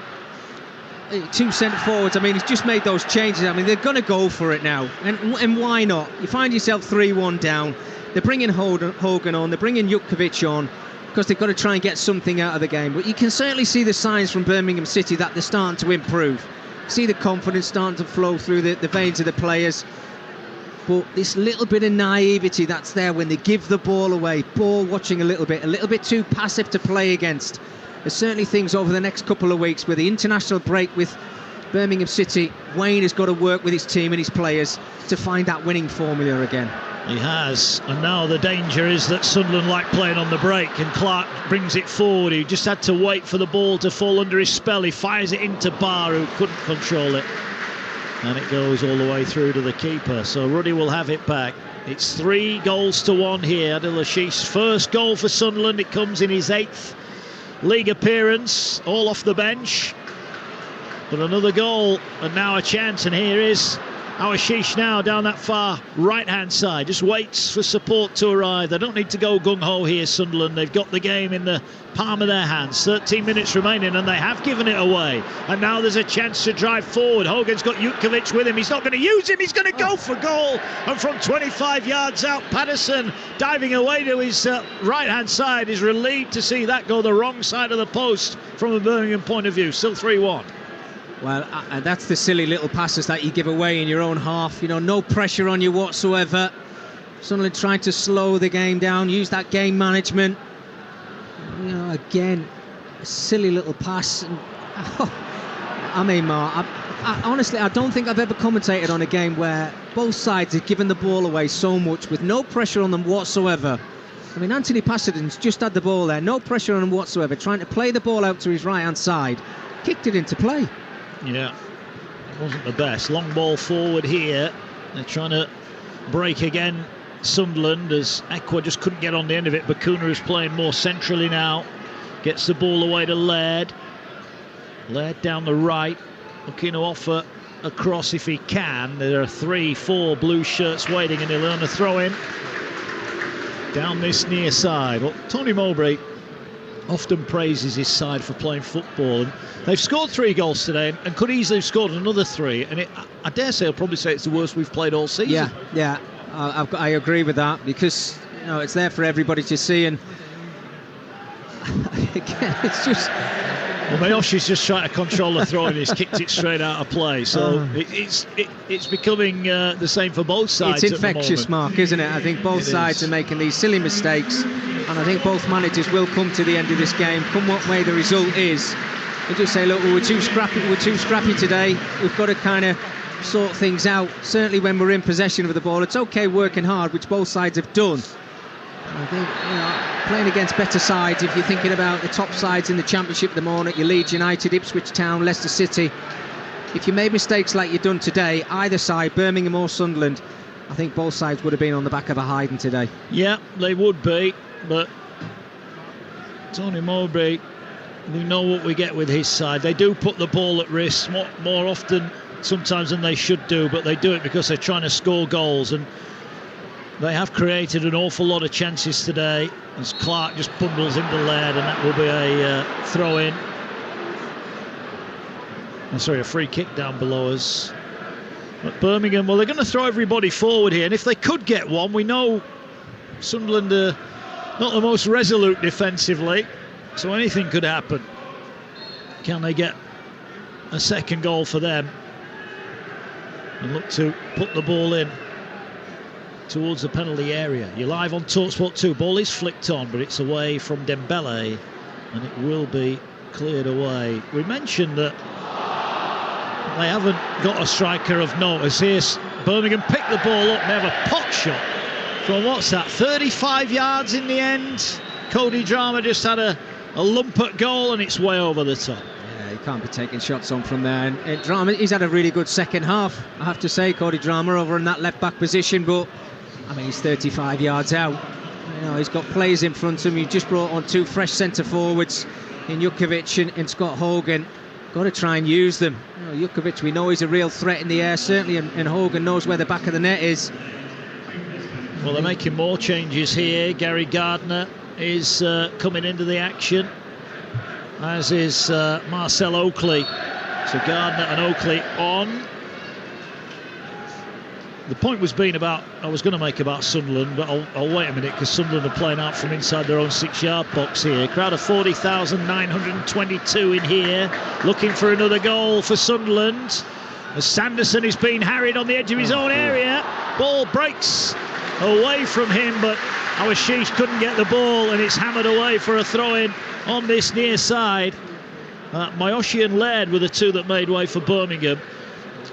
We know they've got no recognised goal scorer leading the line, if you like. They've just brought on the youngster, haven't they, Mayenda, 18 years of age, making his debut today. Another young player given a chance. Tony Mowbray's got to be going shopping, hasn't he, in January. If he can get a centre forward of any kind of note in this team, they're a real threat for the playoffs again. Yeah, they are, Mark, and I think that's the key, isn't it? What centre forward can you bring into the club who's going to get, well, let's say in the second half of this season, to maybe get double figures for you, which will then push you towards those playoff positions. I think you've got to give Tony a lot of credit as well. He's done this at Blackburn Rovers. He's not frightened to give younger players an opportunity, which is brilliant. I love to see it, because you can see the energy and how much they're enjoying playing. So I think at times, sometimes you have to hold your hands up and say, look, I know there's going to be mistakes. At certain times in the season, we're going to be sloppy and lose matches, which has happened so far. But what we're seeing is entertaining football. Here's Ashish with a cross from the free kick, and it's cleared away. It was a good chance, that, actually, if he'd have got it through the first man. Big cheer down below us, away to our left. I think one of the fans might have fallen over there. He's retrieving the ball. Here's Jack Clark wide on the left-hand side. Is there a 4th goal in this for Sunderland? I just think any centre forward who watches Sunderland play is, Jack Clark's given it away now. And forward goes Dembele, and he's a tricky little runner, Dembele. Can he find a teammate? He finds Jutkiewicz, edge of the area. Jutkiewicz shoots. Patterson saves and gets up just before Hogan to collect the ball. Well, Patterson's not had a lot to do, but he makes a nice double save there. Well, that's what you want to see. Positivity from your substitutions. Absolutely brilliant from Dembele there. Running past 3 or 4 Sunderland players. Nice little reverse pass into Jutkiewicz. Doing everything right. Kept it low. Got a lot of pace on it. Anthony Patterson in the right place at the right time, and in the follow-up, he wasn't to know that. I think it was Scott Hogan with a follow-up, trying to nick the ball off the goalkeeper there, but it was flagged offside. But going to see those positive signs. It's the same thing as I was just speaking about Sunderland there, and the naivety and maybe younger players. Well, Birmingham are going to have to go through that themselves. Wayne's still trying to see which players he can rely on, what players need to come off the bench, who's going to make an impact. And certainly over the last couple of minutes, the substitutions that he's made been involved in the play, which is good to see from their side. We're live on Talksport 2 as Dembele's nicked it off Ekwa again, and Ekwa's trying to drag him back. Dembele, though, has the skill to get away from him. Lovely close control, but then the 5-yard pass was cleared away from Jutkiewicz and out for a throw-in. We have got 4 minutes of the 90 remaining. Wayne Rooney's wait for a Birmingham win will go on. Here on Talksport 2, we'll find out if Burnley can get another Premier League win. They're going to Arsenal this afternoon. Ian Danton, the former Arsenal star. Perry Groves alongside Faker Others at the Emirates. Ball works its way to Bakuna, 25 yards out. He is going to shoot. Bounces in front of Patterson. Read it really well. It's a smart save. It didn't look anything, but it bounced in front of him. It could have got awkward on Patterson, and he takes it comfortably. Still 3-1. Yeah, just couldn't get enough power behind his shot there, could he? When you're looking at Bakuna there, again, who's had a very good game. Albeit I still think he should have had a yellow card in this football match, but he looks positive. He's got a bit of confidence, just need to get a bit more pace on his shot there. But Dembele, who's came on, looks absolutely fantastic. Yeah, he does. Former Bournemouth and Peterborough man. Here's Pierre Ekwa, just over halfway, gets it away, driving towards goal. The substitute there, Mayenda.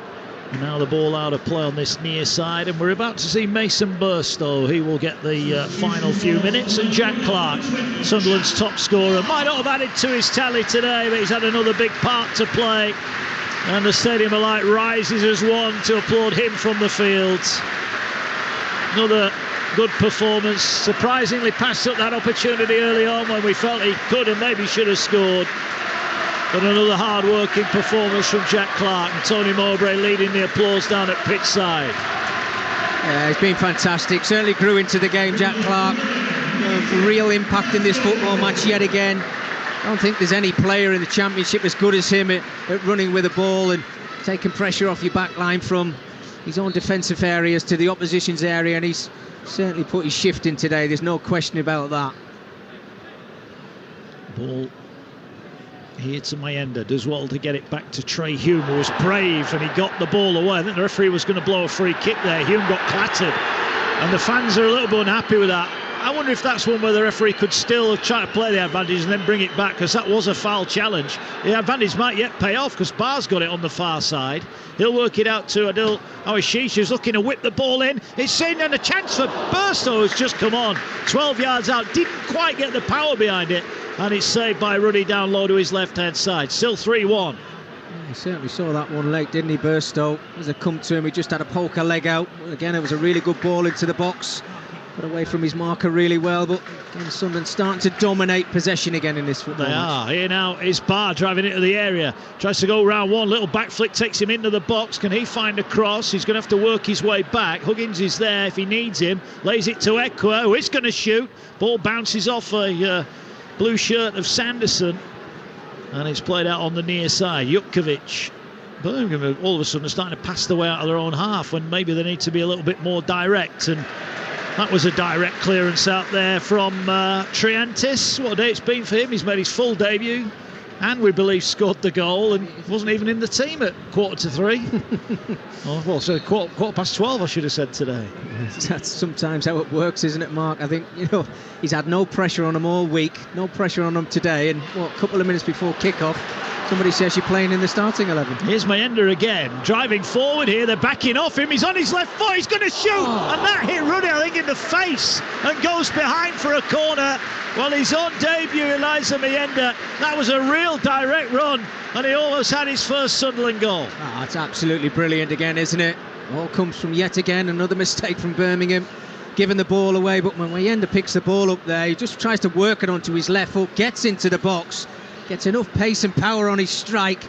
Again, John Ruddy, super safe, makes himself big, doesn't care what part of the body it comes off, just need to keep it out of his net. 3-1, and we are into added on time. I didn't quite see how long was added on, and Mr. Forthervish will confirm that in a moment. There's the ball with a corner for Sunderland, who lead by 3-1 here. They whip it in near post. It's flicked off a Birmingham head again. It was as good as a flick on for Sunderland, but the ball rather fortuitously bounces into the arms of the goalkeeper Ruddy. And now the ball worked forward here. Sunderland can just watch this go out. Is it 6 added on minutes we've got here at the Stadium of Light? Still time for another couple of goals, Mickey Gray. Yeah, absolutely. I'm sure that both sides will probably have a couple of more opportunities in this game, the way it's gone throughout the whole 90 minutes. It's just been end to end. Absolutely fantastic. Great atmosphere in the stadium as well. Well, Sunderland have got a throw in now. There's been late drama over on Talksport, because I'm hearing that Sarabia's got an injury time leveler. Wolves 1, Tottenham 1. That's live over on Talksport right now. If you've got the app, you can swipe left and right, but don't do that because Sunjic is into the area. Finds Jutkiewicz on the volley. Great save, Patterson. Diving to his left-hand side, and he claws it away halfway up the post and puts it behind for a corner. It's a brilliant chance, isn't it? You have to say, Birmingham worked the ball really well. Again, over to that left-hand side. Sunjic, lovely little ball into the box. Jutkiewicz, he done it right again. Fired the ball into the ground, but too much, which give Patterson the opportunity to get a hand on it. Yeah, great save. Bakuna will deliver in here. We're into 6 added on minutes, 3-1 at the moment. Ball floated towards the far post, headed away at the far post. It'll fall to Gardner, who works it back to Drama. He's been chased down by Ashish, who almost got to him, but Drama shows his skill and works it out wide on the left. Wanted a return pass. Should be delivered in from that Birmingham left, but again they're opting to pass the ball around, but time is ticking against them here. Wolves 1, Spurs 1 over on Talksport. Here, Sunderland 3, Birmingham 1 is the latest score as we're into added on time here at the Stadium of Light. Full commentary to come. Arsenal, as Patterson comes out to the edge of the area, he caught it but then had to drop it because he was going to jump into the D, but the break could be on here. Great header from Burstow. It's 3-on-2 here, and a chance driving in for Barr. Barr goes down. Strong challenge from behind from Drama, but he got the ball and not of the man. That was a fine tackle, and it denied Sunderland a fourth. It was absolutely superb. Had to time it well, Drama, and he got it absolutely spot on. Abdullah Barr, like he was going to get in on goal there. Drama working hard in the final minutes of this game as well. Absolutely superb effort. Hey, we've got a set 2 on the touchline here. Trey Hume and Sariki Dembele. The official on the near side actually gave Sunderland a throw-in, which was quite funny because Pierre Ekwa knew it'd come off him. He was sprinting back to get in defence, but the referee stops the game because Hume and Dembele are having a bit of a nose-to-nose confrontation down below us. 3-1 here. We're into the fourth of a minimum 6 added on minutes, and Sunderland have got a throw-in, and the job nearly done. Joe Bellingham got the opening goal and could have had a second as well when he hit the woodwork early on. Miyoshi levelled it 1-1 at the break, but I have to be honest, Mickey, I think Sunderland have been by far and away the more aggressive attacking force in this second half, and there might be more to come here as Burstow skips down the left-hand side, drives past 1, past 2, and eventually denied. Dan Neal's challenge was broken up by Hogan, but they're going to win it back. Neal will get the last laugh. Works it wide to Huggins. He finds Barr. Barr looks up now. There are 3 waiting in the middle. Barr just stands on it. Gets it towards the 6-yard box. Huggins will stand up the cross to the far post. Ruddy will collect. Birmingham get it back. But just going back to my point, Mickey, I think Sunderland have gone all out for the win second half and fully deserved the points. Yeah, they have. I think you have to say they've looked more clinical and more positive in that final third. Here's our Sheesh into the edge of the area in the D. He'll roll it to Bar with a chance, just flicks it away. Can he open up another shooting chance? Little back flick. He's in the D now. He'll feed the ball here to Burstow. Onto his right foot, curling shot just past the far post. So close to his first Sunderland goal. They were waiting for the net to bulge here at the Stadium of Light, but he shaves the far post and it's behind for a goal kick.